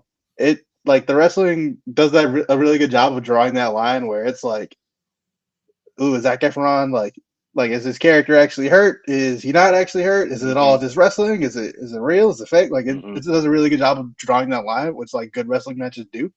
So that was really cool to see them capture. But yeah, overall they left a lot of meat on the table. I feel like they could have made this something really poignant and moving and meaningful, and it mostly just comes off of, okay, now I know that the Von Erichs had a really sad story, like, and that's it. Yeah, it's something I don't know if y'all have talked about. It's something made for a movie or at this point like an extended TV series. They purposely, it's so sad that they purposely leave the death of one brother out of it. Yeah, they just deleted a death. Like that's how much is happening in this. Like, I don't feel like I could have taken much more, but also I understand why people are upset they deleted the death. But I was like, I'm like, man, no, I think it's a good decision. I was on the edge. I think that's a good movie decision. I was dying. I was. There's a lot of sadness going on. Go ahead, because I want to talk about one glaring big problem in the movie. Unless y'all have already talked about it, and you're gonna get there. Go ahead. We all have the same problem. I enjoyed this film. Probably a little bit more than Dex did. But I agree with Royden that I left feeling like I loved wrestling as a kid. Like I was obsessed with wrestling as a kid. It was my sport. My first sports love was wrestling. But this was in the 90s, not the 80s, so I didn't know much about this story. I knew it was tragic, but that's about the extent that I knew going in. I was blown away by the Efron performance, not just line delivery and the way that he was able to portray this character, but also the physical transformation of his body and the way that he performs in the wrestling scenes. The wrestling scenes in this movie, I've never seen wrestling scenes done like they did them, and it's so fucking worthwhile to watch these wrestling scenes in this movie. Whoever choreographed that and whoever set that up, that blocking, they fucking crushed it. It looks great. The wrestling looks phenomenal. When you are in a wrestling match in this movie, it is like, fuck yes. I'm already having a good time, but now I get to see another wrestling match. Hell yeah, turn that shit up. Great story. Jason Allen White, is that his name? Jeremy Allen White. The Bear. Always phenomenal. Is literally always perfect, especially in very emotional roles. So he just fits right in. I like the brothers. I love the way they casted all the brothers. And I had a pretty good time, but I just feel like to take this movie from a B+ to an A- or an A would have needed to like, what does the filmmaker think that this tragic story means? What is he trying to convey to the viewer about this? Is this a cautionary tale? Is this about masculinity? Is this about bad dad? Is this just a bad dad movie? Like, there's so much that they imply and throw in front of you, but they don't really dig deeper into any of the ideas about why this story happened. So it just feels like you're hearing a story of this very sad shit that's happening to this family, but specifically how it's being processed through Zac Efron's character. And it's just, at some point, I was just like, this rote recitation of the facts, I know that they took liberties, but this rote recitation of the story, it is good, is very entertaining, but also is we could have been God level cinema if we had just a little bit. If I walked out of there thinking that I think the filmmaker thinks that this is why this happened. If I could answer that question, I would have loved this film. The performances are great. It looks great. But and I know we all have this gripe. They casted the worst possible person to play the most famous person portrayed in this film. My God. Insanity. I have seen better Ric Flair impressions in a bar drunk with white people. Yeah. Yeah, dude. I have heard rappers do better Ric Flair impressions on tracks than whatever the hell actor they got for Ric Flair. He was totally wrong for the part. He did kind of look like Ric Flair, but when he delivered a promo, and they're literally, not only is this promo happening, it's at a very, very, very specific part of the movie where tragic stuff is happening, and we're using this promo to transition to the next part of the movie. So it's very prescient. You're very emotional at the time. And then they give you the worst possible Ric Flair promo that you could ever imagine. In a movie that's so well put together, well casted, and very meticulous in how they present things to you, it is a very glaring omission that 3 minutes of the movie is fucking awful. There's no way around it. That it takes you out of the movie immediately. It snatches you by the shoulders and is like, really hey, does. It's like, hey, you're watching a movie. Hey. This is not just any wrestler. This is Ric fucking Flair. This is one of the most famous wrestlers to ever live. People that have never watched a wrestling match know who Ric Flair is. You can't not get that casting right. You just can't. You just can't make that mistake. You just can't do that. I think a big problem is in it, like, it's not even the actor's fault. They can't get the Ric Flair wig right. I don't even need the wig to be right. Get the voice right. Like that's the thing you gotta do. They could have had a black dude up there. If he hit the promo right, I would have been like, Ric Flair was black, but so what? Fuck it, I was into it. I was so thrown out of the movie, and I don't think anybody really, like, some people have said this, but no one in my theater was really off put by it. But I was like looking around at like people, like I thought somebody was going to stand. Yeah, I swore somebody was going to stand up and go boo. Like I thought somebody booed in my theater. Somebody was like, "Boo! That's not Ric Flair." That happened in the middle of my show. Yeah, it was so glaringly just the worst part of the movie, and it just was bad, man. It just was the wrong choice by in a nearly, like, the guy, like the director was throwing like 7 shutout innings. Yep. And it just was like all fell apart. Just bomb, it's just like Albert Pujols in the bottom of the 9th, and you're like, God damn it. But it was like somebody walked. It was like a skunk walked into the movie theater and completely took me out of the movie. Like, oh my God, it smells like shit in here. Like that's what that felt like happened to me. I could not believe it. It really did. It smelled like we didn't have enough. It smelled like broken here. It smelled like we didn't have enough money to cast a famous actor. We just got one of the crew guys and put a wig on him and said, "You're Ric Flair now." Like it was. It is.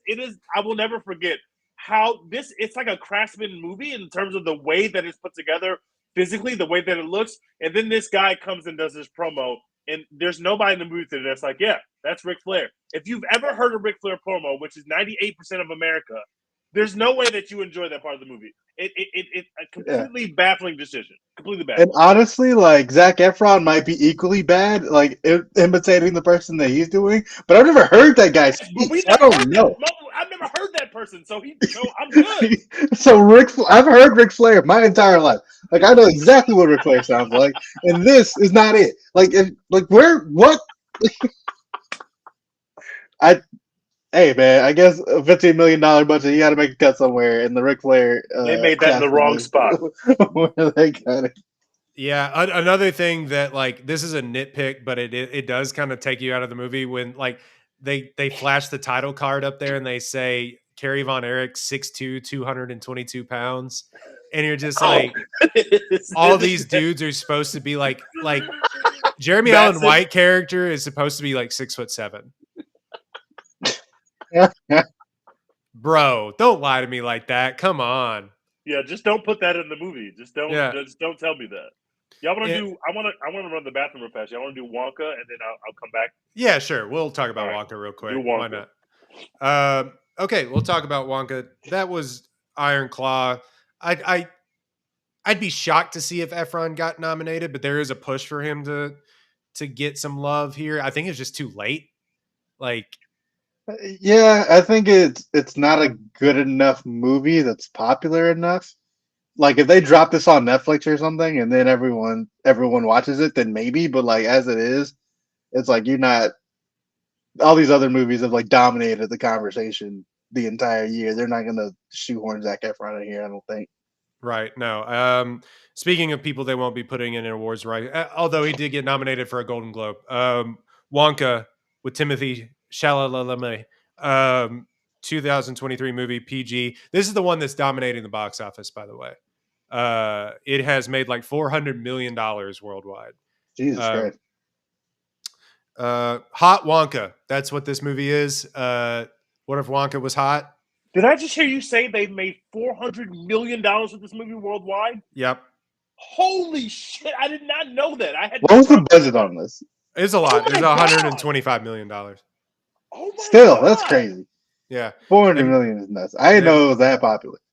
Yeah, I I have mean- not even been paying attention to what it's tracking. I did not realize It came was out doing at that the well. exact right time that it should have, right before everything else came out, and it was a family movie leading in to the Christmas holiday. So it was like, instead of just dropping Kids it are out of right- school. I guess we Yeah. can go watch Wonka. Exactly. And so then it got, oh, well, this movie's actually good. This movie's actually good. So it got the word of mouth. And then people were like, well, let's just go see that instead of the Aquaman or whatever, the duck movie or whatever. So Migration. Migration. Hey, Aquaman might make more money than the Flash. It That's might. crazy. Low It bar, might but- happen. Taylor Swift Um, made more money than the Flash opening weekend, so it's what it is. That's good. But do you know, besides yourself, Dex, do you know anybody else that's gone and seen Aquaman? I haven't seen. Did I you haven't, go see Aquaman? I did. Me and my dad, my little brother went to go see it, and we all were like, "Okay, Does it stink? whatever." Does it stink, or it's just like? It's not good. It's like it's one of those. It's like you can tell they did not care about this. They were like, "None of this matters anymore. Fuck it." Yeah, exactly. We'll pay it. We'll make it for $200 million, whatever. Thank It's not our God money. that the DCU era is over. Now we are in real cinema era of DC. I have high hopes, obviously. Wonka, real quick, with dreams of opening a shop in a city renowned for its chocolate, a young, poor Willy Wonka discovers that the industry is run by a cartel of greedy chocolatiers. 7.3 on IMDb, 66 Metascore, stars Timothy Chalamet. Let's see. Olivia Colman also. Olivia Colman is in this. Tom Davis is in this. Patterson Richard Joseph, Grant. Matt Lucas, Richard. Keegan Michael Key, Jim Carter. Yeah. So Paul King of our beloved Paddington movies made this movie. Made $400 million worldwide. I thought it was fun. I thought it was really Yeah, fun. same. I thought it was really fun. I'll never sing any of these songs ever. I thought Timothy Chalamet was doing the most. He was like I get that like people like Chalamet. My whole thing was that he was doing like wild and crazy guy. I'm such a weirdo. I'm weird. You know, like I'm a weird kooky little guy. And that's what I felt like he was embodying the entire time. And I didn't like it. I was like, ugh, like it just off-putting to me at points. Some points it was good and heartfelt from him. So I'm not going to discredit him the entire time. But it feels like a theater kid was like a freshman theater nerd was given the script last minute. And he was like, what if I was eccentric? And you're just like, okay, cool. But all that to say, does he actually sing? Is he Yeah. actually singing? Yeah. Oh, And He he does. doesn't do- Not he doesn't well, do it- but it's not terrible, but it's not, yeah. yeah, like I said, he's more Ewan McGregor in Moulin Rouge than he is Russell Crowe in Les Mis, but Right. like it's still not good. All that to say, when they said when they sang "Pure Imagination" at the very end of the movie, I nearly cried. I don't know what that was about, says about me, Really? but yeah, it got me. It was so like They orphan- tease you with it so Yeah. much, and then Yeah. like it finally hits, and you're like, yes, like the one song we all know besides the Oompa Loompa song, but like they tease you with an orphan storyline, not to ruin the movie, but she gets reunited with her mother, and then they sing "Come with Me and You'll Be," and it just like he Oh, sings that's it good. really softly and stuff, and it's Good. just it really like hit me at my core of like, oh fuck, like you know, it's like, but that was the best part of the movie for me. It's like a B minus, way better than the whatever the fuck Johnny Depp one was. That was I weird. still don't think We I've don't seen that, acknowledge- honestly. We don't Yeah. acknowledge the Johnny Depp one. It's great. Nowhere near as good as the original, but nobody can really top the Gene Wilder performance anyway. Dex, do you have anything to say How about long is this movie? it? Actually, it's not. It is an hour and 56. Pretty That's tight. Smart. Make it sub 2. That's smart. Yeah. Every time someone asks me about this movie, I'm like, it was cute. Like, that's the best way I can describe it. Like, it's cute. Cute shit happens. Timothy Chalamet does cute little chocolate magic tricks, and he rescues a cute little orphan girl from this awful hotel slave quarter thing. I don't know. Yeah, that is weird. Yeah. Richard Grant does cute little dances. Like it's cute. It's just a cute movie, and then they sing "Pure Imagination" at the end, and it's cute. So if you're interested in seeing it, check it out. You won't hate it. You'll have a fine time, and then probably never think about it again. These songs are not good enough to like stay in your memory, which I think is kind of a big down mark on a musical, but it's fine. Perfectly fine to watch over the holiday break if you had one, but yeah. B-. You keep saying Richard Grant, but it's Hugh Grant, and Hugh Grant looks like he could not have given a fuck to be there for like the 3 days that he was on set. He was just like, whatever. What do you make it? You're making me an Oompa Loompa? Okay, whatever. You don't even change his. Dune grossed $402 million, and Wonka did $400 million. Chalamet, he's a movie star, a fucking bankable movie star. What is happening to my reality? Which doesn't feel true. It doesn't feel true at all. Because he's made films that haven't made money. And like, did anyone see Bones and All? No. I feel like no. No. But it's like, I don't, like, people in real life don't talk to me about Timothy Chalamet, It's like Timothy Chalamet still feels like an online thing. And it's just to me because he's not like,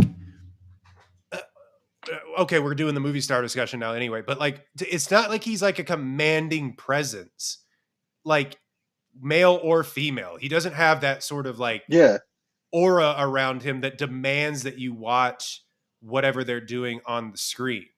And don't the numbers say otherwise? I mean, I agree with you. Is it the projects that he's picking? It just doesn't feel true, Like, he picked an people IP talk to me Willy about Wonka. Ryan Gosling every day.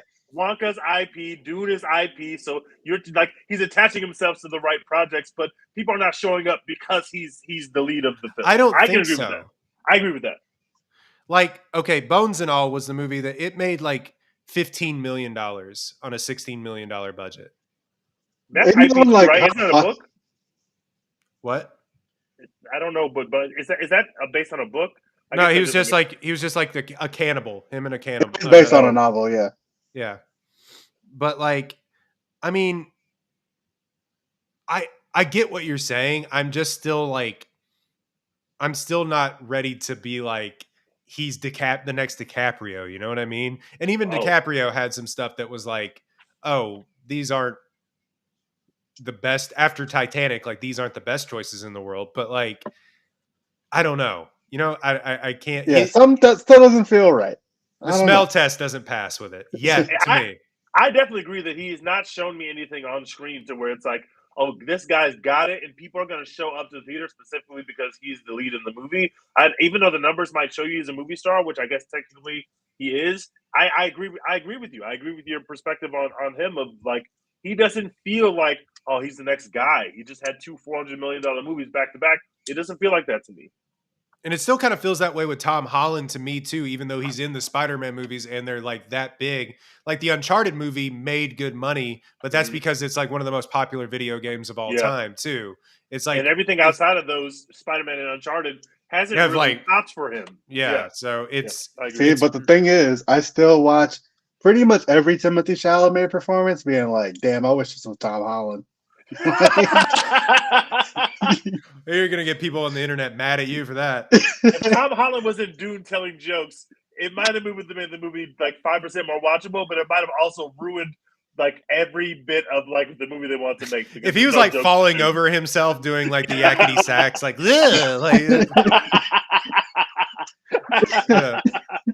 yeah. Anyway, he's doing Chalamet's doing the whisper talking again in the Dune trailer, and Hey, listen, I got a hot take on this podcast. Y'all know how I feel about Dune. Dune 1 fucking stinks. I'm not rewatching that film.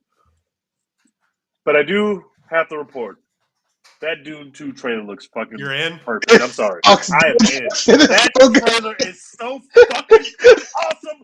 Oh my god, that trailer looks amazing. I saw that shit the other day when I was watching. I don't remember which movie, but I was like, "Hey, yo, that shit looks so fire!" I'm in. that shit looks so good." They gonna have me back in there opening night.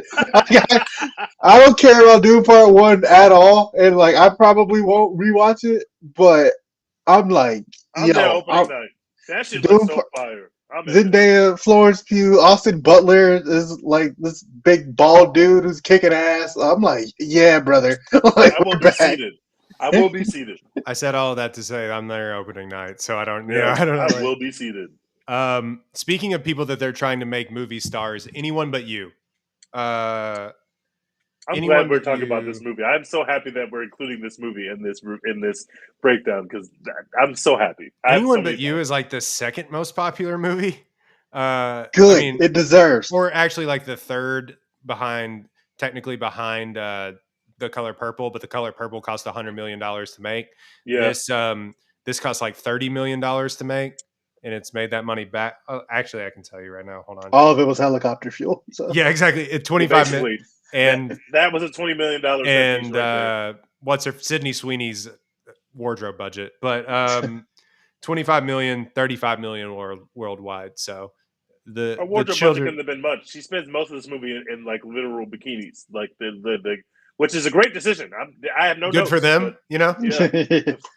Anyone but you. Rated R, hour 43 minutes. Breeze. After an amazing first date, B and Ben's fiery attraction turns ice cold until they find themselves unexpectedly reunited at a destination wedding in Australia. Good location. Thank you for going actually to Australia to film this movie. Yeah, we appreciate that. Really helps. We appreciate this wasn't filmed in a backlot in Georgia. Thank you very much. Yeah. So they do what any two mature adults would do: pretend to be a couple. Written and directed by Will Gluck. Written also by Ayanna Wolpert. Will Gluck of Easy A fame. Of Easy A fame and Friends with Benefits. A very good movie, actually. And also written by our boy Billy Shakes. Hell yeah, brother. Mm-hmm. Billiam Shakespeare, based on Much Ado About Right. You've never seen any of his work, I'm certain. Yeah, I don't know. Some guy from London. Stars Glenn Powell, Sydney Sweeney. Also some really everyone's hot. Just gonna get that out of the way. Alexandra Shipp. Let's see. It goes down the list. Gata. Let's see. Hadley Robinson, Dermot Mulroney, Rachel Griffiths. Let's see here. Joe Davidson as the himbo Bo, which is funny. Charlie Fraser, which this is her first movie. She was like a model. Wait, is that Margaret, the Australian chick that he has a crush on? Yes. And Brian Brown and Michelle Hurd, who is the most striking woman I've ever seen in my entire life. Which was Michelle Hurd? Is Carol, that his friend? No, the mother, yeah. The mother. Got it. Black mother, yeah. Yeah. So yeah, made decent money. People seem to really enjoy it. 6.6 on IMDb, standard for romantic comedies. 52 Metascore, standard for romantic comedies. In 2002, this would have been a 9 out of 10, and it would have made. In 2002, this would be a cultural classic. This would be like the moment. Yes. Yeah. Would have made $100 million. There are some problems with this movie that I will say, like, because it doesn't quite fall into what it knows what it wants to be at times. True. I found myself laughing really hard at a lot of stuff, but it didn't quite want to lean into some of the sex comedy or some of the gross out comedy that it wanted to do. Sometimes the lines were coming in too quick and they weren't like letting a joke breathe at all. Or sometimes they were letting a joke breathe too long. The pacing was a little weird. Like I said, beautiful people, beautiful gowns. I'm glad they put hot people in hot movies doing hot things. And look, not for nothing, Sydney Sweeney, great to look at. Glenn Powell, even equally is great to look at. And I feel like hot doesn't really characterize exactly what the two leads of this film. Yeah, that's are. fair. I mean, just it's sex. not even a just it's sex. It's just sex. It's just. But the problem is, that's another problem with the movie. Kind of sexless.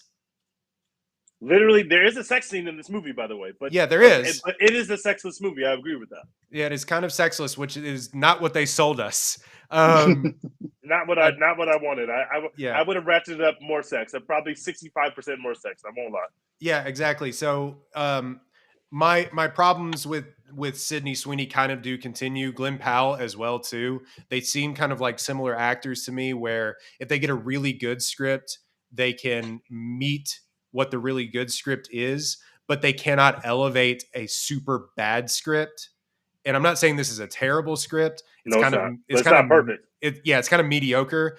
And I just felt them straining to sort of elevate what was sort of a mediocre interplay between the two. Also, the biggest problem with the movie, we're meant to expect that these two ultra sexy people are not going to have sex on the first date. What are we talking about? We're also supposed to believe that Sydney Sweeney is like a mess, a disaster. A hot guy is around. All of a sudden, she can't get her words together. It doesn't track. There are issues with this script for sure, and I do think that the comedic timing is sometimes weird. But my God, these people are just so fucking good looking. Did I make up the fact that they're dating? Did I make that up? Are they not dating? You did. In real life? Yeah, they're not.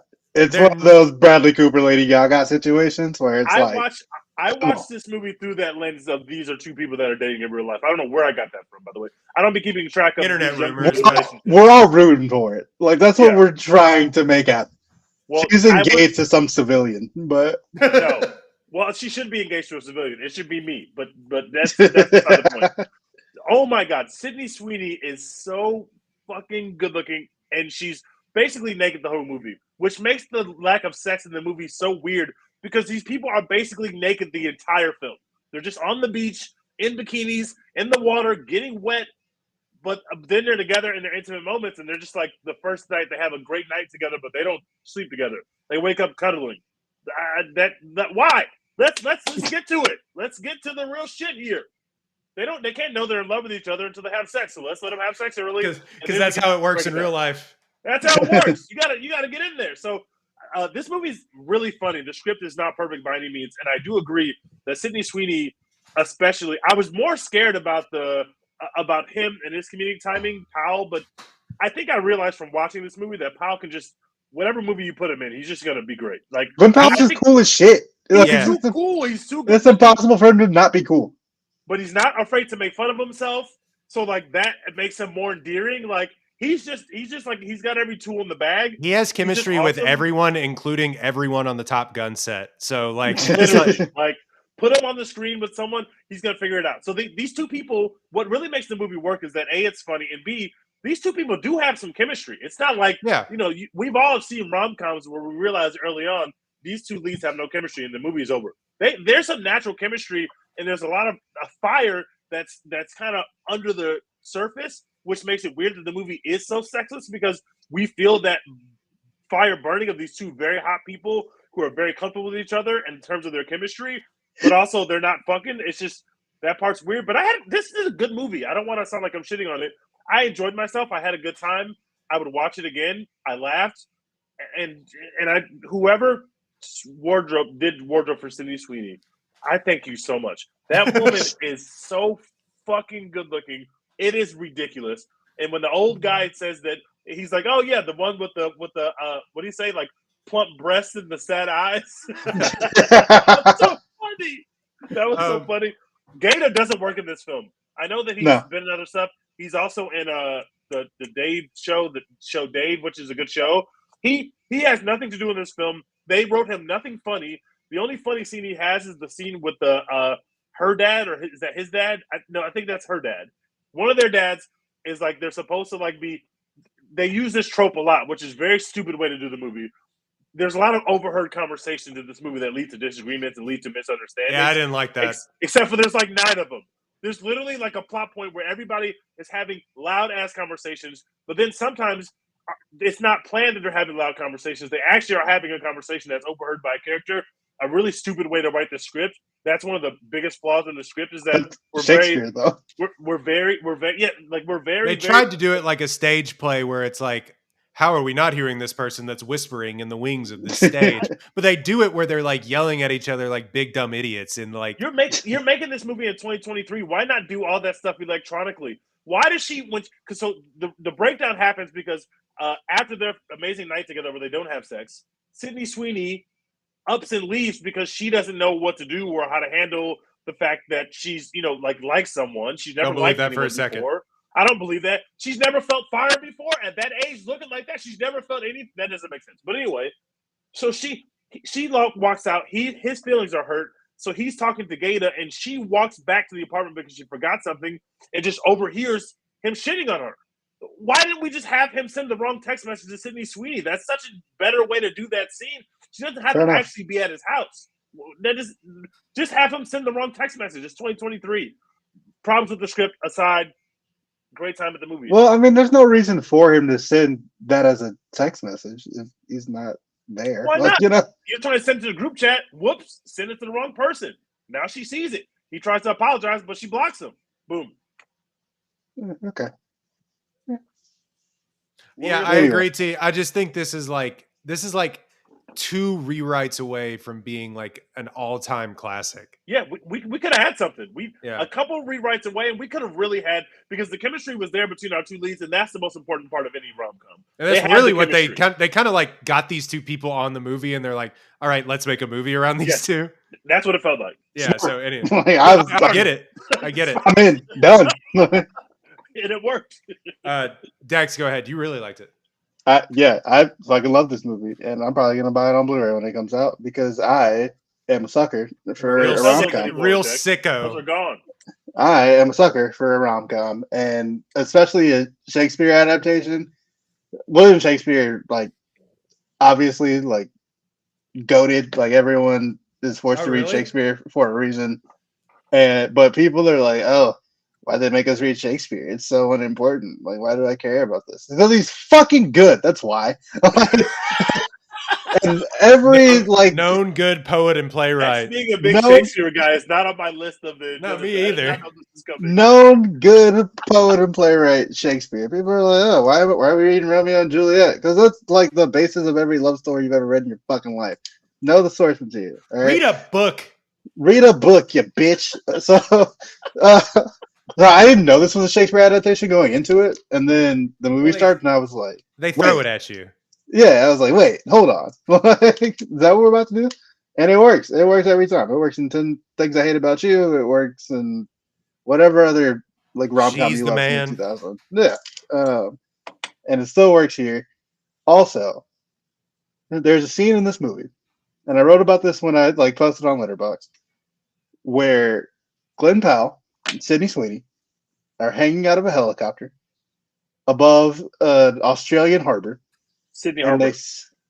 they sing Natasha Bedingfield to each other. Incredible. That is my kind of shit. Like at any point ever. Like you put that in your movie, I'm in. Like I love stupid, ridiculous shit like that. That's just corny and cheesy and delightful. Like I'm the guy who loves This Means War, that terrible Reese Witherspoon, Tom Hardy movie. Oh, I love it. Terrible. Not 'Cause terrible. I love that movie. I think it has like a 7 on Rotten Tomatoes. Like people hate that movie, but I love it because Reese Witherspoon walks around her house singing "This Is How We Do It" to herself, while Tom Hardy and the other guy, I forget his name right now, are like Chris doing Pine. spy shit. Chris Pine are doing spy shit all around the house. I'm a sucker for scenes like that in rom-coms, and this movie had like 8 That of film them. is good. I don't care what the name is. That film is good. Is it wrong of me to say that my favorite part of the movie were the credits where all the cast was singing? Me too. That's awesome. It was amazing. It was like, oh, now we can get the script out the way and we can just let these cast members have some fun. Perfect way Right. to end the movie. I love that. I love that. So, Also, yeah, I love this movie. Unwritten, all-time rom-com song. Yes, it's perfect. It's Yeah, all-time song. It's All-time song up for any purpose. I'll say this: I really came away like I just love that Glenn Powell is really, for somebody as hot as he is, like he shouldn't be able to make fun of himself, and it like him just being like, "Yeah, I did crack and meth," and you're just like that was the funniest bit to me, and I don't think a lot of people laughed at it, but I was crying laughing. It's like, He's is that like, yeah, is that an investor's bar mitzvah? You gonna call me a fuck boy? I own it. I own that. Yeah. Yeah. Even like just the scene, like where they're on the airplane and like Sydney Sweeney like gets her sleeve stuck or something, Right. and it's like I'm like, yeah, I love this. Like this is awesome. Keep doing this. Funniest yeah. line delivery of the movie was he goes, there's nothing small about me, pal. You know what I mean? He goes, what the fuck? Yeah, that old man, right? Like, what the fuck? Yeah, I think the only place where I'm like, yeah, there's two things about this movie that I'm like, yeah, this you should do something better here. It's Gata or whatever his name is, the He black just guy. doesn't work. He just Doesn't doesn't work. there. Not funny. Like obviously, like his lines weren't that funny as written, but also he's just not funny delivering them. And then there's a couple other scenes in here where, like you said, some of the jokes come a little too quick, some of them take a little too long. Like it's not as funny as it could be. But I found this movie delightful, and I recommend everyone see it if you haven't yet. I will. I just want to stop. Gata is not good. I think it's Gata. Gata is not good in this film. But the scene with the old man, where the old man is like from a different generation, so everything he's saying is like wildly problematic. Yeah, that was when I was like, this is a comedically timing is right. The timing is perfect. The way they're reacting is perfect. But there are most of the time where they're jokey jokes going back and forth, a joke a minute. The timing gets wonky and weird at times. But I thought that scene was the scene where it was like, they nailed this. They nailed the timing of this. I was in stitches during that scene. I was in stitches.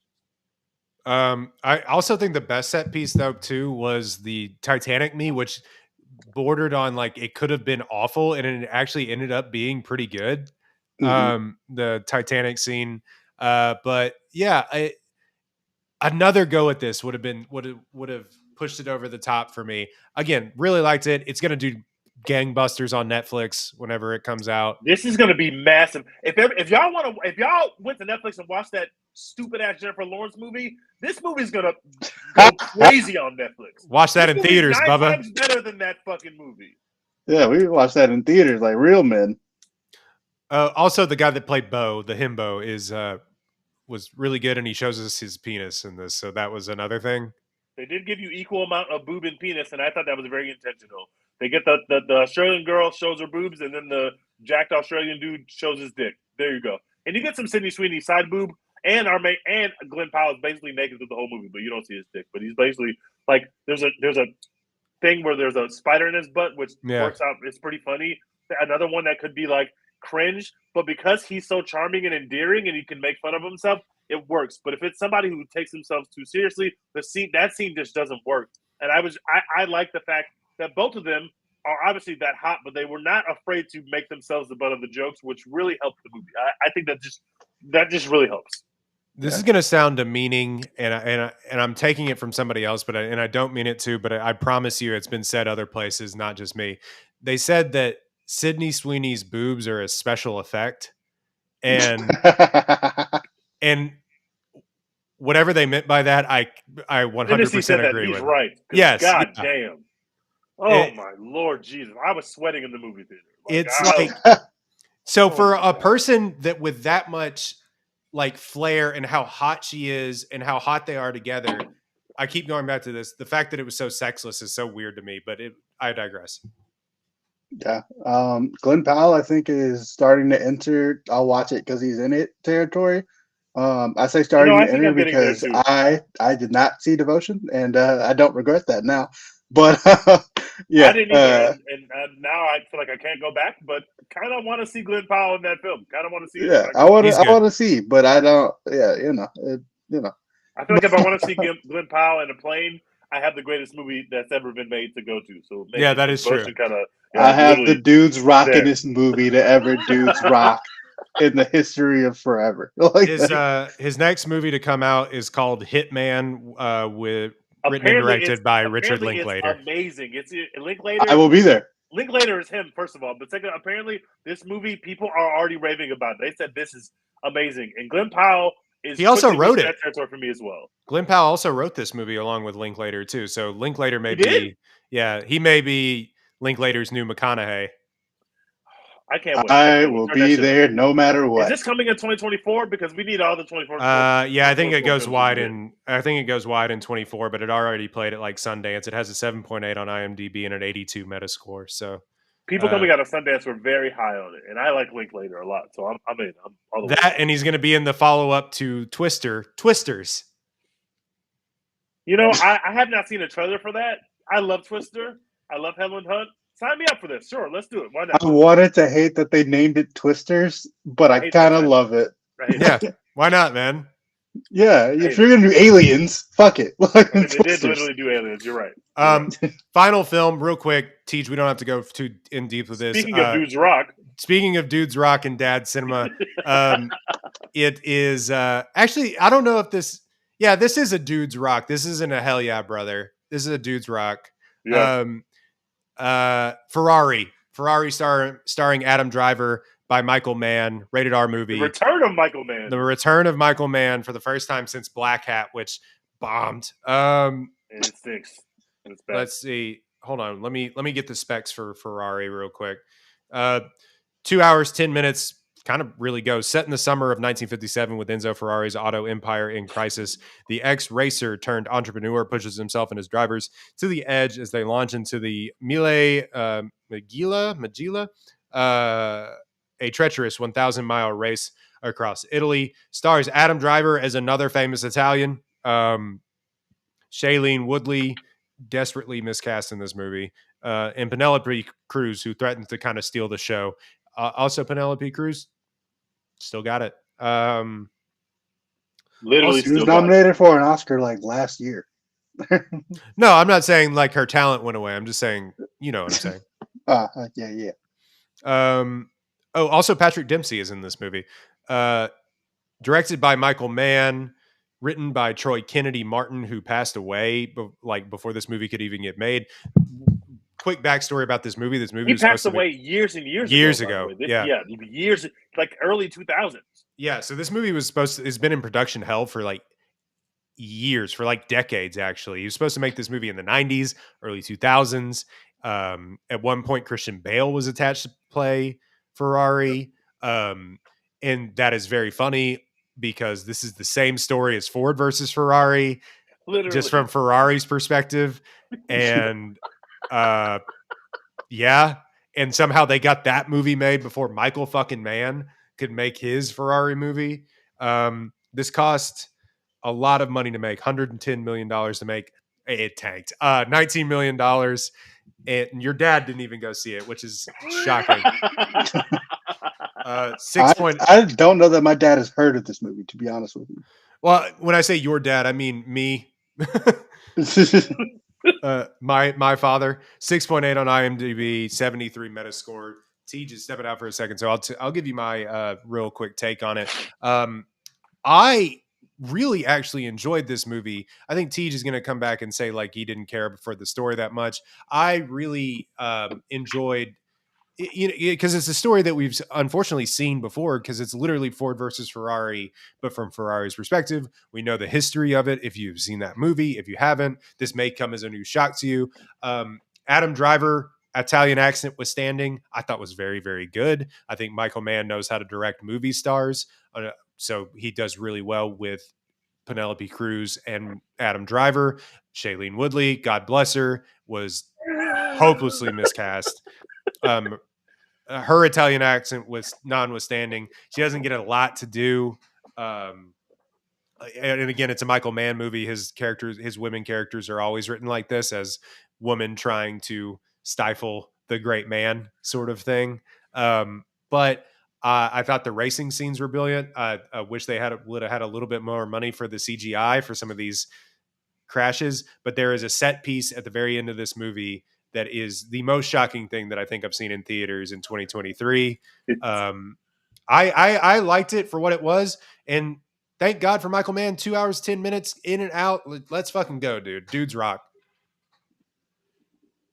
Can y'all just tell me what the set piece is? Because I don't think I'm going to see this movie. And I keep hearing everyone say that. Oh, so just a spoiler alert for the movie, because, again, no one watched it, but I'm sure it'll be – I don't even know who produced this movie, but I don't know where it'll be. Probably Amazon or something. But they're racing in that cross country race. Like it's not what the race was in Ford versus Ferrari, where they go Yeah. all through the night. Le Mans. Le Mans, Yeah, yeah. that was the Le Mans. This is like a cross country thing, literally like through civilian areas, which becomes relevant to how the race turns up. So This is not it's not like on a track. It's like literally through the countryside. Through the country road. So they're going a million miles an hour. They're racing all kinds of different cars. They introduce this driver who's supposed to be his next best driver, who's kind of this hothead who wants to win and yada, yada, yada. He doesn't like change his tires. He runs down this long straightaway. The entire village comes out to greet these drivers as the Ferrari cars are passing. He hits a metal piece in the road. His tire explodes. His car flips through the air and kills like 17 men, women, and children that are lined along this road. Jesus. It is one of the most splits them shocking in things that half. I've ever seen in a movie theater. It was insane. Yeah. That moment, literally, my whole theater, you could hear everybody gasp. It was so shocking to watch. Like, because you can, first of all, you know that the driver's going to die as soon as they introduce him. You can tell. You just tell. And also, he only gets. It's one of those. Yeah, well, like the driver he replaced died. Yeah. So you know he's going to die. But when it actually happens, it's one of the more shocking things that I've ever seen. I agree that the racing scenes are phenomenal in this film. I agree that the two crash scenes that both led to deaths, and like the cars are open, so like there's no seatbelts. Yeah, there's no seatbelts, there's no nothing. So the drivers are dead immediately because the drivers are literally on both crash scenes. The driver is flying through the air. It's insane to like watch. A rag doll. He comes out of the car. Like a doll. Yeah. Like it looks insane. It is. That first one was almost funny. That first crash crash was like kind of fun because you're looking at the car and you're looking where the car, and all of a sudden his body is all of a sudden floating. It's like the body is always off centered because the car is centered. But the body's like in the corner of the screen, just flying across the screen. It's crazy the way they did it. And people didn't like actually stop dying in these kind of cars until like 10 years ago. Like it's like a very new element that these are actually not flying death traps. The racing stuff really works. I definitely agree that man knows how to shoot male movie stars, and the way that driver is framed, he's framed like a movie star. It's a lot, and like it's basically him walking in and out of rooms, usually a room of one wife or the other wife, whatever. That stuff really worked for me. I like driver's performance. But this movie is only half about that. My problem with the movie is that the movie is not like Ford versus Ferrari, which is all about this final race that you're coming to save this company, to prove that this American-made car can beat these European manufacturers. This movie is only half about that. First of all, the race that they have to run in this movie, spoiler alert, this race is supposed to save the company. The company is like in financial distress. So this race is going to get them on the map so that they can produce more sports cars. But Enzo doesn't necessarily care about the company or selling cars. He cares about racing. He's an ex-racer. He's only making cars so that he can fund the racing division. So they're supposed to win this race to save the company. Well, obviously, from what we told you about the crash, they don't win this fucking race. So it all feels like this whole storyline of like the company about to go under just doesn't pay off because they don't win the race, and yet one person does. Is. Well, one. There's like 9 different classes of cars like in this race, but they don't even one. That's true. One of them does win, but they don't even show you that shit. They don't like the company is going under, but I know what a Ferrari is because the company did not go under, obviously. So that part doesn't work for me. And the other half of the movie is about his relationship with these 2 women, and the difference between a movie like Maestro and a movie like Ferrari is that I knew what Maestro about walking in. This is about a love story, so that's what I expected to see. This movie, the storyline with Shailene Woodley quite literally has nothing to do with the rest of the movie. Like, it puts pressure on his relationship with Penelope Cruz, who is great. I agree, her performance is great, and those scenes with them are really phenomenal. But every time Shailene Woodley is on screen, an actress that I really like, by the way, just completely miscast. And also, we need to get her agent on the phone because, holy shit, Shailene Woodley should be getting way better roles than this. It's just like a complete nothing burger. And you spend a lot of time with his women in terms of his personal life, and his personal life doesn't ever actually converge with the story about the company, other than the fact that Penelope Cruz's character like runs the company with him. So I think the Penelope Cruz storyline works so much. and the Shailene Woodley stuff just doesn't. The stuff about he's got the tender between the two women is basically not only is he sleeping with both of them, he's having an affair, but Penelope Cruz's character had a son and they had a son together, but they lost that son. The son died early. And now she finds out at the same time she knows that he's having an affair with Shailene Woodley, she finds out that he has a son by her. So now she has given him an heir, and that creates tension. Okay, that makes perfect sense. But I just found myself so checked out of the Shailene Woodley scenes, which is a good third of the movie, that I was just like, this movie overall as a narrative doesn't work because I don't understand how this half of the story interplays with the other half of the story. The Dudes Rock part of the story, really good. Really enjoyed myself. This clip has been going around, which I hate when this happens, but I did see the clip when he's talking to the guys about you're either a racer or a competitor. If basically he's like, you basically you have to die for me. It's incredible. You basically got to get out there and die for me if you're going to do this for me, which is even more harrowing because when he sees the first guy die, whoa. Yeah, I lost you, Teach your mic cap cut out. Sorry, my mic cut out. My AirPods. That's what happened. Okay. So it's even more harrowing, that scene, just because he literally sees a guy die while he's at practice. He just kind of like doesn't flinch. He just walks over to the new guy. Is like, "Hey, you're up. I'll see you at practice on Monday." Like it just does not move him, the fact that this person has died. So you see kind of his psyche in that regard. And so when he has this talk with the big team about you need to be willing to die for this, one, it's easy to see that somebody's going to die, but also two, Adam Driver's performance is just like completely insane in that moment. So there are moments of the movie I really like. And Michael Mann's talented. He's a good director. I just think that the two halves of this movie don't have a conversation enough for it to really make sense. And so I don't hate Ferrari. I would probably watch it again. I didn't love it. It's not something that made me feel like this was real cinema. And my hopes, unfortunately, were sky high for this movie because of the trailer, because of Adam Driver, because of Michael Mann, because of Penelope Cruz, who's objectively great in the film.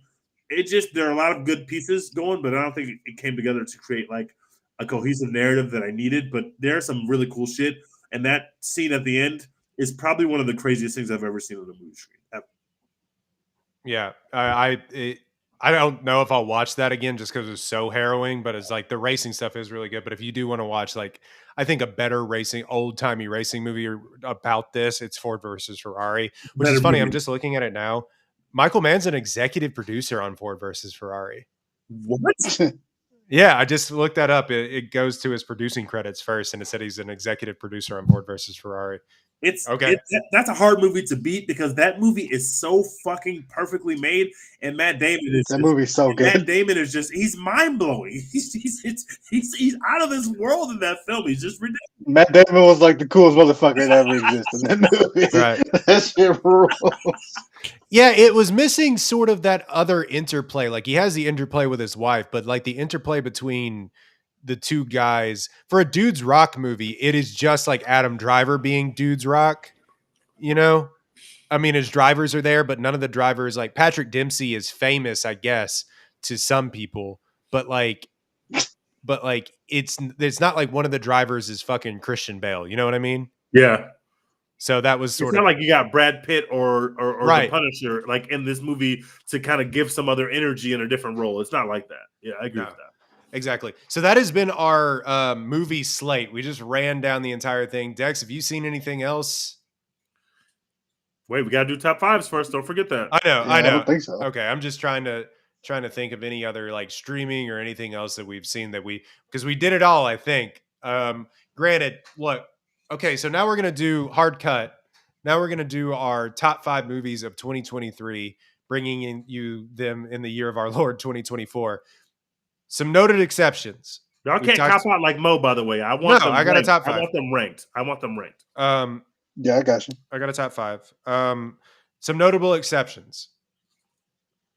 We have not seen Anatomy of a Fall. We have not seen Zone of Interest. We have not seen All of the Strangers. We have not seen American Fiction. In several other foreign films, normally I will get to those when they drop on Hulu before the Oscars. Yeah, same. But but the ones that spread in America, Anatomy of a Fall, Zone of Interest, just haven't come out yet. And I'm shocked. I don't know what Searchlight is doing with Poor Things and All of Us Strangers, but the fact that All of Us Strangers has not come out and it has like the best reviews in the year, I'm still mad about that. Anyway, Have you seen The Holdovers, Royden? I did see The Okay, Holdovers. I'm the only one who hasn't seen The Holdovers then. Really enjoyed that movie. We talked about it in the group chat, but for here, I thought that Paul Giamatti is probably going to get nominated for an Oscar, but neither here nor there. Kind of a depressing movie, but also kind of one of the funniest movies of the year too. Has any of y'all seen the Boys in the Boat? No, all of my grandparents have. I want to see that too. Let's see. So top 5 movies of 2023. TJ, what is your number 5? Let's change it to not top. Like these are my 5 favorite movies of the year, not necessarily the 5 best movies of the year. I want to make that clear. These 5 are my favorite. movies Same. of the year. Okay. Same. My number 5 movie, after much rigmarole about how I was going to order this list, I'm not even going to tell you how much, but I had 20 films, like I said before, but I went with Godzilla -1 at number 5. I'm just blown away by what they were able to accomplish. That's real cinema. That's dudes being dudes. That's why I go to the fucking movie theaters. And please, if you have a chance to go see this in the movie theater, that's my number 5 movie. Dex, I'm trying to find my number 5 list. Dex, give us your number 5. Okay, yeah. Again, this is my top 5 favorite. And this is in order, but at number 5, I had to go with Theater Camp. I just enjoyed that movie so much. I watched it twice and I died laughing both times at the same exact jokes. I love that movie. Found it delightful and actually was very emotionally moved by the final song in it. So I had to put it at number 5. It's such an easy watch. Again, this is a favorite, not best, but man, Theater Camp is so good. I might watch it again this week. Theater Camp did not get enough love, and I don't know why, because it did come out on Hulu, so I'm not really sure why it didn't get enough love. No matter what y'all's taste levels are, no matter what kind of movies you like, turn on Theater Camp. It's short, it's sweet, and you will have a good time. It's phenomenal. I cannot say enough about Theater Camp. It's great. Hold on, fuck. I'm sorry. I tweeted my top 5 list. These are spoiler alerts. You gave them the information earlier. Yeah, I mean we did. We also tweeted we all did. Shit, I didn't tweet mine. This was because I put it out 2 weeks ago. Now this is subject to change because follow me on Letterboxd at Royden Ogletree. I've now seen more movies. Let's see. At number 5, my 5 favorites of the year. John Wick Chapter 4. Hell yeah, brother. Can I get a hell yeah, brother? Yeah. Yeah, hell yeah, brother. Dude, man. They keep going, and I don't know how they keep doing it. Keanu Reeves, thank you to you and your team for keeping healthy enough to deliver us fucking badass action in France. And the top-down gunfight scene is hands down probably my favorite, one of my favorite, probably my favorite set piece that I've seen in a movie this year. No, all puns intended, blown away by that. So that is my number 5, John Wick Chapter 4. Okay, is my number 4? My number 4, and I cannot believe this movie is this low on my list, is Oppenheimer. It's whoa. The sound in that movie alone is just great. Obviously, the cast is perfect. Cillian is perfect. I did give it a ding it a little bit for the way that our Queen Florence Pugh was treated in this film, and the way that I did it a little bit. But that's literally just me making nitpicks and because I had to find a way to separate out these 5 films that I love so much. Really, these 20 films that I love so much. It's been a great year in 2020. But I got Oppenheimer, man. It gave me everything that I needed. It's just a phenomenal film. And I truly did not think that he could make a movie. I didn't think Nolan had that in him. I did not know that Nolan can go to those depths and those levels in order to give us a film of this type, a 3-hour procedural. I saw that shit 3 times in movie theaters. 3 times. So Oppenheimer, my number 4. I did see it. I said on this podcast, instead of going and seeing all of these movies that I was supposed to see, I I balked on that and knew that I was gonna have to like scramble to get it done because I wanted to see Oppenheimer one more time when they re-released it in theaters. So I did, and it was awesome. Dex, what's your number 4? My number 4 is Across the Spider-Verse. Incredible. Actually, Easily, my number 4 as well. Nice. hell yeah, brother. Yeah. Easily the best animated movie of the year. Not a high bar, but it was just such a great continuation of an already great story. Obviously, you have to kind of take it a little bit with a grain of salt because it's just a part 1, but it doesn't piss you off as a part 1 like Dune does. Right. Which we made that comparison Nice. when we did the podcast episode. Also, on they it. told you it was a part 1. Yeah, they literally. They told you it was a part 1. They did also tell us that like they had the part 2 already finished and they lied. But They literally lied. They've been working those people like they're in a sweatshop, and then they were just telling us like, "No, it's done," and the people are like, "Help!" But yeah, I like that they give you a little more of Gwen and her dad's relationship, and it's really cool. Obviously, they give you more Miles and Miguel, the new villain character, owns like just cool as shit, and they made it work with all the multiverse stuff, which can be hard. It can feel like, you know, sometimes in some movies it feels like, oh, they're just throwing these people in here for the sake of it, but they really made it work by like tripling down on what worked about the first one. So yeah, I just love it. Comedy works. That animation style is still unlike anything that I think we've seen, and people they're trying to copy it, or you know, what have you, to varying effect. Again, set pieces of the year nomination, the scramble to get out of the big spider group, whatever that was, the big spider base in Nueva York.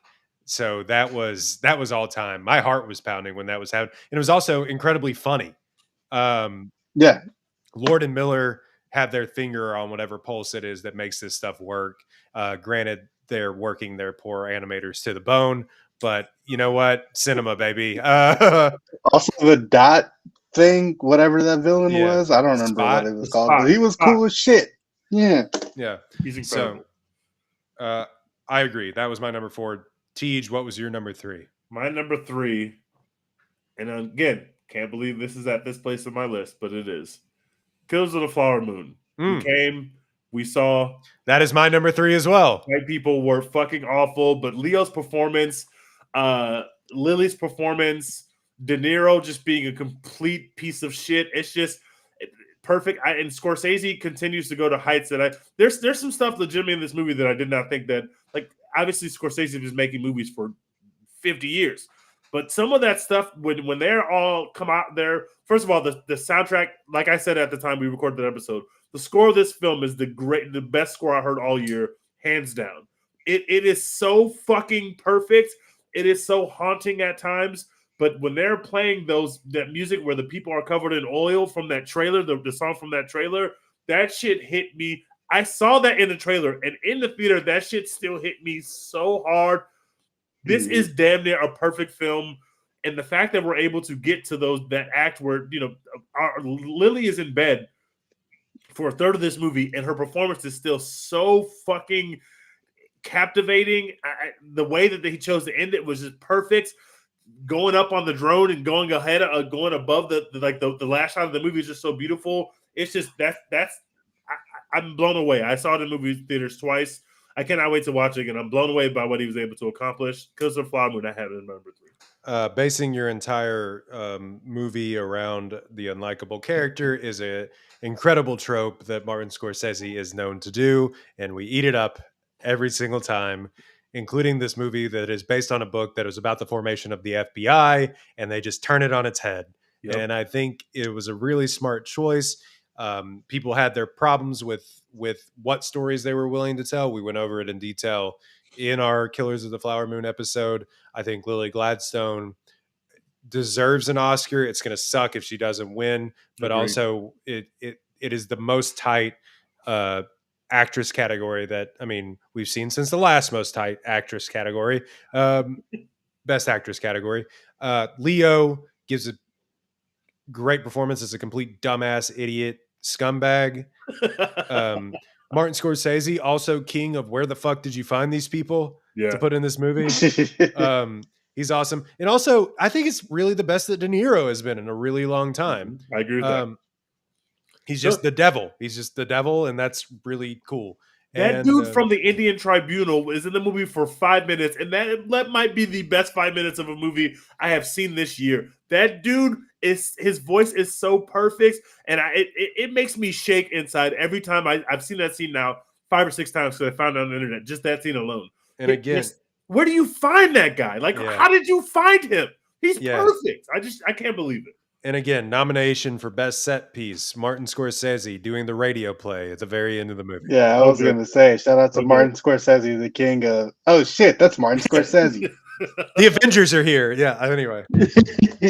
So, Dex, what's your number? Kill of the Flower Moon was not number 6 for the record. Just outside the top 5. I had to put Theater Camp over it. I'm sorry.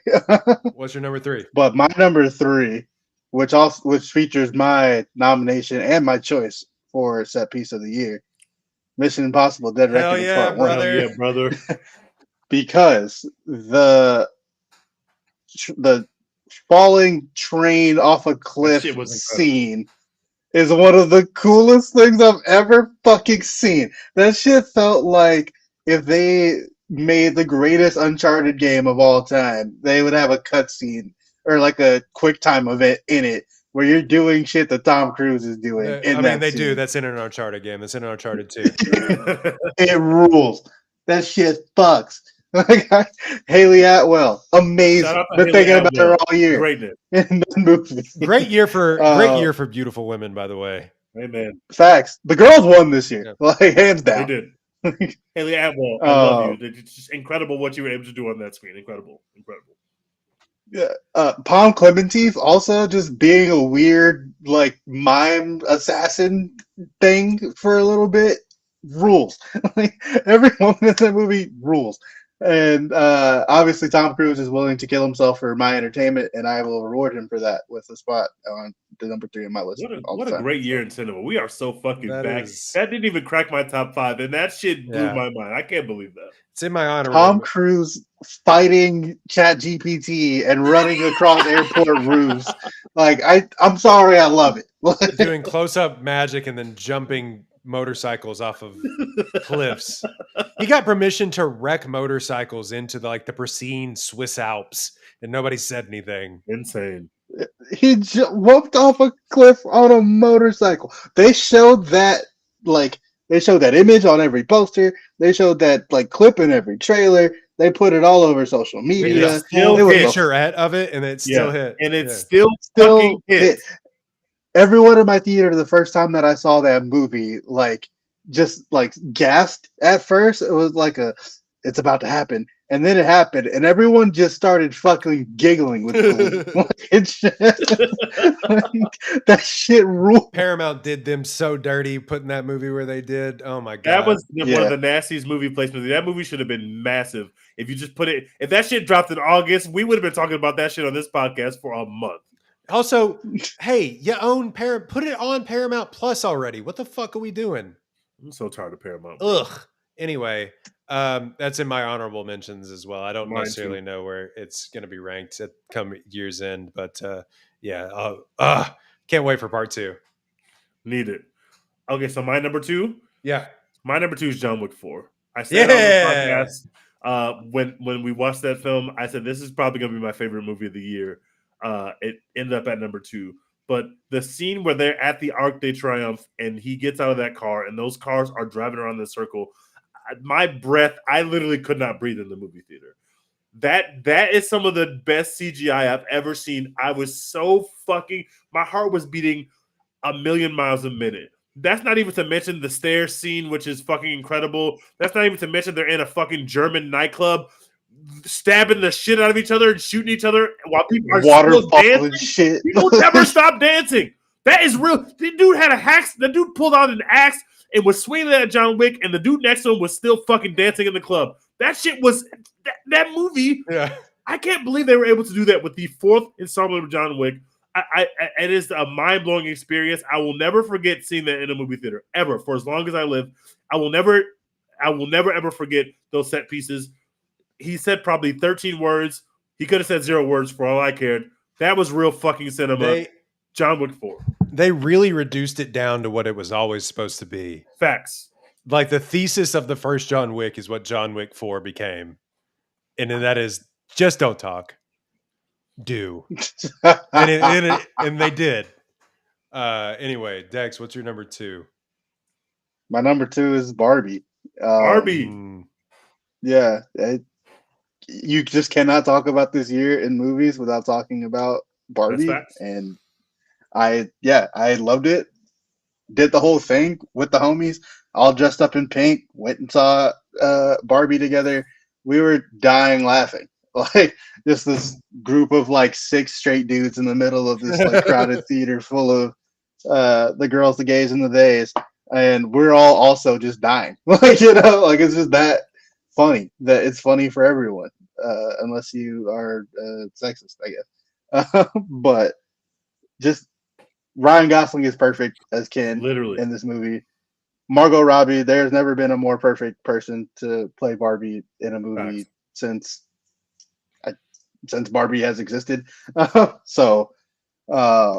Yeah, everything about it. Marilyn Monroe could not play a better Barbie than I think that. No, like she had it all, and like the story, there's way more to it than you would expect from just a obvious like cash grab Barbie movie. It's like they give you a little substance there.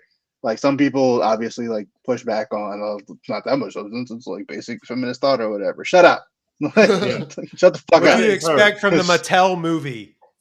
Yeah, the fucking director of Triangle Sadness. I don't like this movie that they're just like trying to repackage their image. Shut the fuck up. All right, we're all having a great time, and that's what I'll remember about 2023. We all went to the movies together.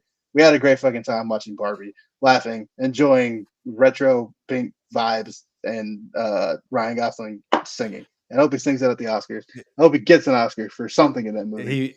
If he gets best, give him best song. Let's do it. Give it to him. Don't give it to Billie Eilish. She's good. She has enough. Yeah. We were all in there breathing on each other and laughing. And if you weren't, you're weird. Ben Shapiro, we're looking at you. Oh wait, Mo, my number 2. Your number 2. My number 2 is Past Lives. Man, Ooh. Incredible. I tried so hard to get that in my 5. That movie's great. I wasn't expecting you to have that high, right? Past Lives is devastating. And yeah, it's wrecked me, man. And I didn't cry like I almost cried in The Color Thank you. The Color Purple today, because like it was just so much. At the end of Color Purple, it was like so overwhelming and so heartfelt, and like it was just this big thing. Past Lives is not this big thing. It's like Past Lives, it's like you leave the theater and you keep thinking about it and you're like, damn. Yeah. Damn. It's just so real. It's the most real movie that I think I've seen this year. And now granted, of course, we haven't seen all the other ones, but like it is the most down to earth, honest portrayal of what adult relationships and love and loss looks like. Yep. Not to mention pitch perfect performances, and that just ending scene is just I'll think about that for the rest of my life. That's like a knife to the heart, bro. That ending scene is like a knife to the heart. Her walking away crying, I did have like tears in my eyes when I was watching that, but like it really was I think it was the most honest and real movie that I've seen this year. And it's going to suck if it doesn't get nominated for anything. There is a push by A24 because they actually released it in a window when nothing else was out, like they should have done with Iron Claw. Regardless, who am I to tell A24 like past Oscar winners what to do? But they just want every Oscar. Yeah, I know. So what I just think Celine's song and Greta Lee deserve all the love in the world, including the 2 men. I think it'll for sure get a Best Picture nomination. You think so? Yeah, I think it will be in the 10. It'll be in the 10. I don't know like which fives it'll be in, but with Best Picture being 10, I think it'll Yeah, be in and there. Teo Yu as Hae Sung and John Magaro as the two dudes just desperately trying not to fuck it up are That incredible. scene in the bar is one of the more awkward things that I've seen this year on a movie screen. In Right? a good way. It is incredibly awkward and perfectly acted by all three of those performers. It's crazy. It's crazy that they were able to pull that off. Yeah. The scene where like the new guy is just asking her like, so like what is it like? Like what's happening? Like that shit was so real and so good. Yeah, I don't know. Brilliant movie, brilliant directorial and writing debut, and awesome for Celine Song, who I believe was like Greta Lee, who I believe was like a comedy actor in a bunch of other stuff. That's so crazy to think this. that person is a comedic actor because her performance is just so mind blowing in that film. That's crazy. Ain't shit funny. Yeah. No, it's funny about past lives. Not at all. All right, Tej, number one. My number one is Across the Spider-Verse, man. Ooh. I just that opening, the way they open with her playing the drums and the beat over it and the way that she's narrating where they are in the story. I have been thinking about that probably every day since I've seen this film. It's on Netflix. I popped it on and I was just to feel something. I've done that at least 10 times. That shit bangs. What an incredible way to open a film, especially coming off of that first film. The way that Spot is such a dweeb at the beginning and he's so fucking terrifying by the end of the movie is just great filmmaking.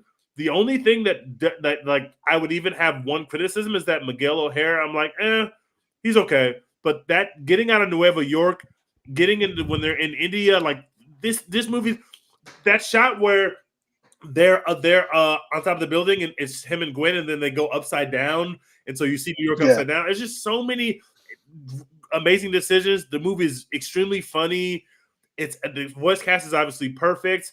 I love Across the Spider-Verse, and the fact that they were able to make a movie that good coming off the hype of the first one and that first movie they made, they were able to make a better movie in my opinion. Although the first one will always have a special place in my heart, they made a better movie, which is insane. They made a perfect movie, and then they made a better movie. That's insane. There's a very high likelihood that, I mean, I'm sure the third one will be great, but there's a very high likelihood it's like Empire Strikes Back.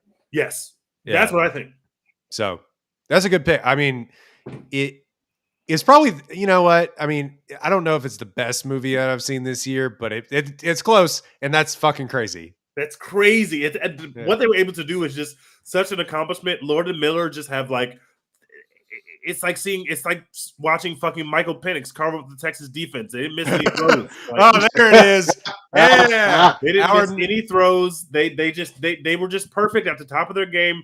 And I saw that in theaters 2 times. I've loaded up on Netflix at least 3 times. Like it's just a near perfect film, and it was the film that I enjoyed the most this year out of a fucking really difficult slate. I got to 20 or 25 films.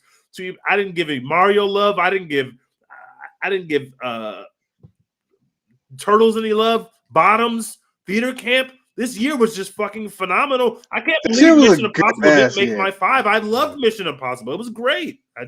What a year. I'm very thankful for our year in cinema. 24 might be a little slow. Obviously, the pandemic stuff was a bit slow. I'm very happy that we got the year of 2023, and I cannot wait to dig into the Oscars. Not every movie that we're mentioning today will be Oscar bait, obviously, but a lot of them will. A lot of the other stuff that we haven't seen yet, and I can't wait to dig into these movies on this podcast. I am very grateful for our year of cinema in 2023. Spider-Gwen, Roma Dunze. Yeah, anyway, Dex, number 1, take it away. The ultimate normie pick for 2023. It's got to be Oppenheimer. It's got to be number 1 for me. It's got to be Oppenheimer. It's Oppenheimer. Oppenheimer. I went and saw it that Thursday night, late as shit. I think I got out of the movie at like 2 a.m. I sat there in the theater as the credits rolled, and I literally said out loud, I fucking love movies, man. Like, I came out of that movie, and I think I also tweeted it. I was like, what a fucking art form. Like, media, like movies is so fucking cool. They like Christopher Nolan pulled off something just so spectacular, so like all encompassing and just engrossing and perfect to me. Like I loved damn near every second of it. Like you said, they fucked up Florence too. Like they should have given her more to do. Obviously, she can do way more than she did in this movie. Everything else about this movie, I fucking loved and was fully invested in and engrossed by. And I will go to my grave thinking about the scene where after they successfully detonate the bomb, he's walking into this like pep rally and they're stomping on the bleachers, and you realize that the sound you heard in the trailer, like a sound you've never heard in your life before, you heard it in the trailer, and you realize there's people stomping on the bleachers celebrating blowing up Crazy. Japan with a fucking atomic bomb. And you're like, this is, and you feel gross. You feel so gross. It's you so feel good. gross. It's like you can't do this with any other art form. Like you can't make this happen any other way than a fucking movie. And like that, the promo and everything leading into it, yeah, it's an interesting That's point. so good, man. it had to be my number one. Like I couldn't put anything else there. Not to mention, you said everything that probably could have been said, but not to mention the just like Cillian Murphy of it all. He just is on screen 98% of the movie and has most of the dialogue and is pitch perfect. He's so fucking tortured, man. It's such a good performance. It's such a good performance. He's so good, and so for a character that was constantly, for a man that was constantly thinking about his destiny and his place in the world and what he meant, he's so sort of unsure and sure of himself at the same time. And I don't know, he is just one of the best performances that I've seen in a biopic in a long time. And I think that he deserves to win the Oscar. He probably will win the Oscar. Granted, the olds get in there and like vote for Giamatti or something like that. But like please don't. I like the holdovers, but please don't. Yeah. Don't make us have to correct the record every time we speak about this year in movies. But also, like, don't do that. Not for nothing, Christopher Nolan's movies, he does get movie star performances out of movie stars, but they haven't been movies where people have gone on to win Oscars. And so to have that sort of... He's never made anything this good before. Well, yeah, I mean, that's fair, but I'm just like, for what it's worth, it's just like, it's so much more in depth and so much more mature and adult than anything that Christopher Nolan has ventured into before, and so much more... I don't want to say focused because all of his movies are focused, but it's so much more aware of what it's trying to say.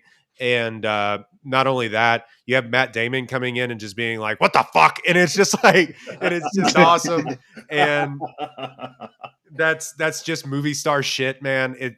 He makes movies like how old movies used to kind of be made, where you just had movie stars come in, deliver 50 lines, and then they're out. And then you're just like, hey, that was Matt Damon, and it's just like, yeah, that's what I love about Matt Damon. Is like every time he shows up on screen, you're like, "Hey, that's Matt Damon," and it doesn't take away anything from the movie. No, like no, like you could. There are some actors where it's like, "Hey, that's Keanu Reeves," and like if it's not the exact right role, like that takes a lot away from the movie. But Matt Damon, that's Matt Damon.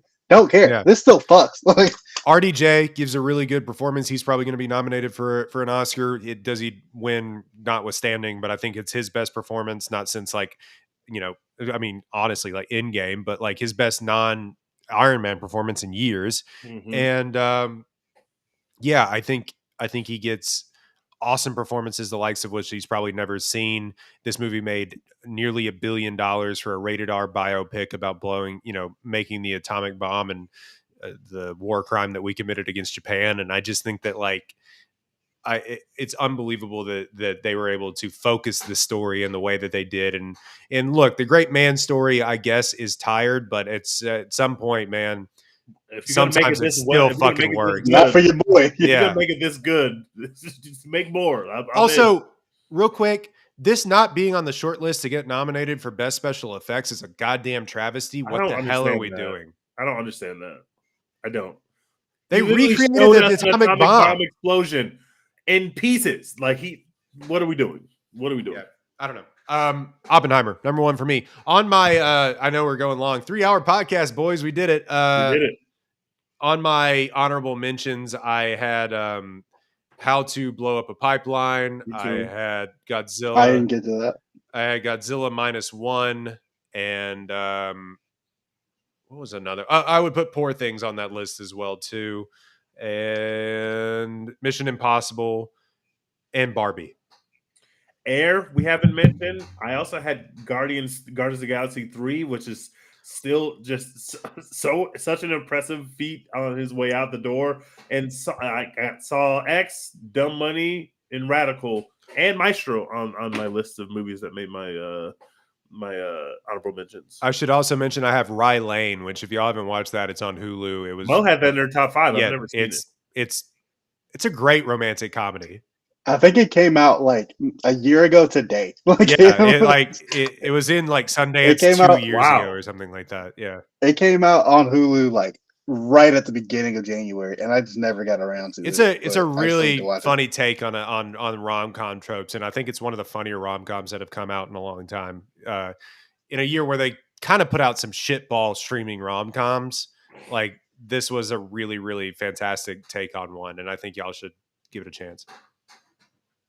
Any others? My top. The rest of my top 10 is Kill the Flower Moon at number 6. Are You There, God? It's Me, Margaret at 7. Yeah. Renaissance at 8 because I just fucking love that. I so almost much. had Renaissance top 5. I came so close, but that shit is incredible. Guardians 3 at 9, and then Sanctuary at 10.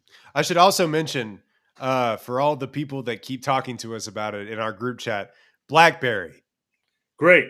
Real Cinema. Still haven't seen it. Need to get on that. Real cinema. Real Cinema. Glenn Howerton. Give him a nomination for Best Supporting Actor. Why not? That'd be really funny. Anyway, that has been a 3-hour, one take podcast, mega movie review. Dex and I have to work tomorrow. Holy shit! On Central Time. Tej, it's like 5. It's like 5 o'clock in the afternoon. It's hell there. for y'all. It's like 11:30 here, which means 1:30 in the morning for y'all. Yeah. So thank you so much for a great year in movies. Next year may not be as good, but we will be here covering it. And also, look, for all the movies that we didn't cover here, they're going to be coming out on streaming and like in limited releases, hopefully in our theaters. So we will cover them eventually. Yeah, we're ready to see them. And we may retcon our 2023 list along the way.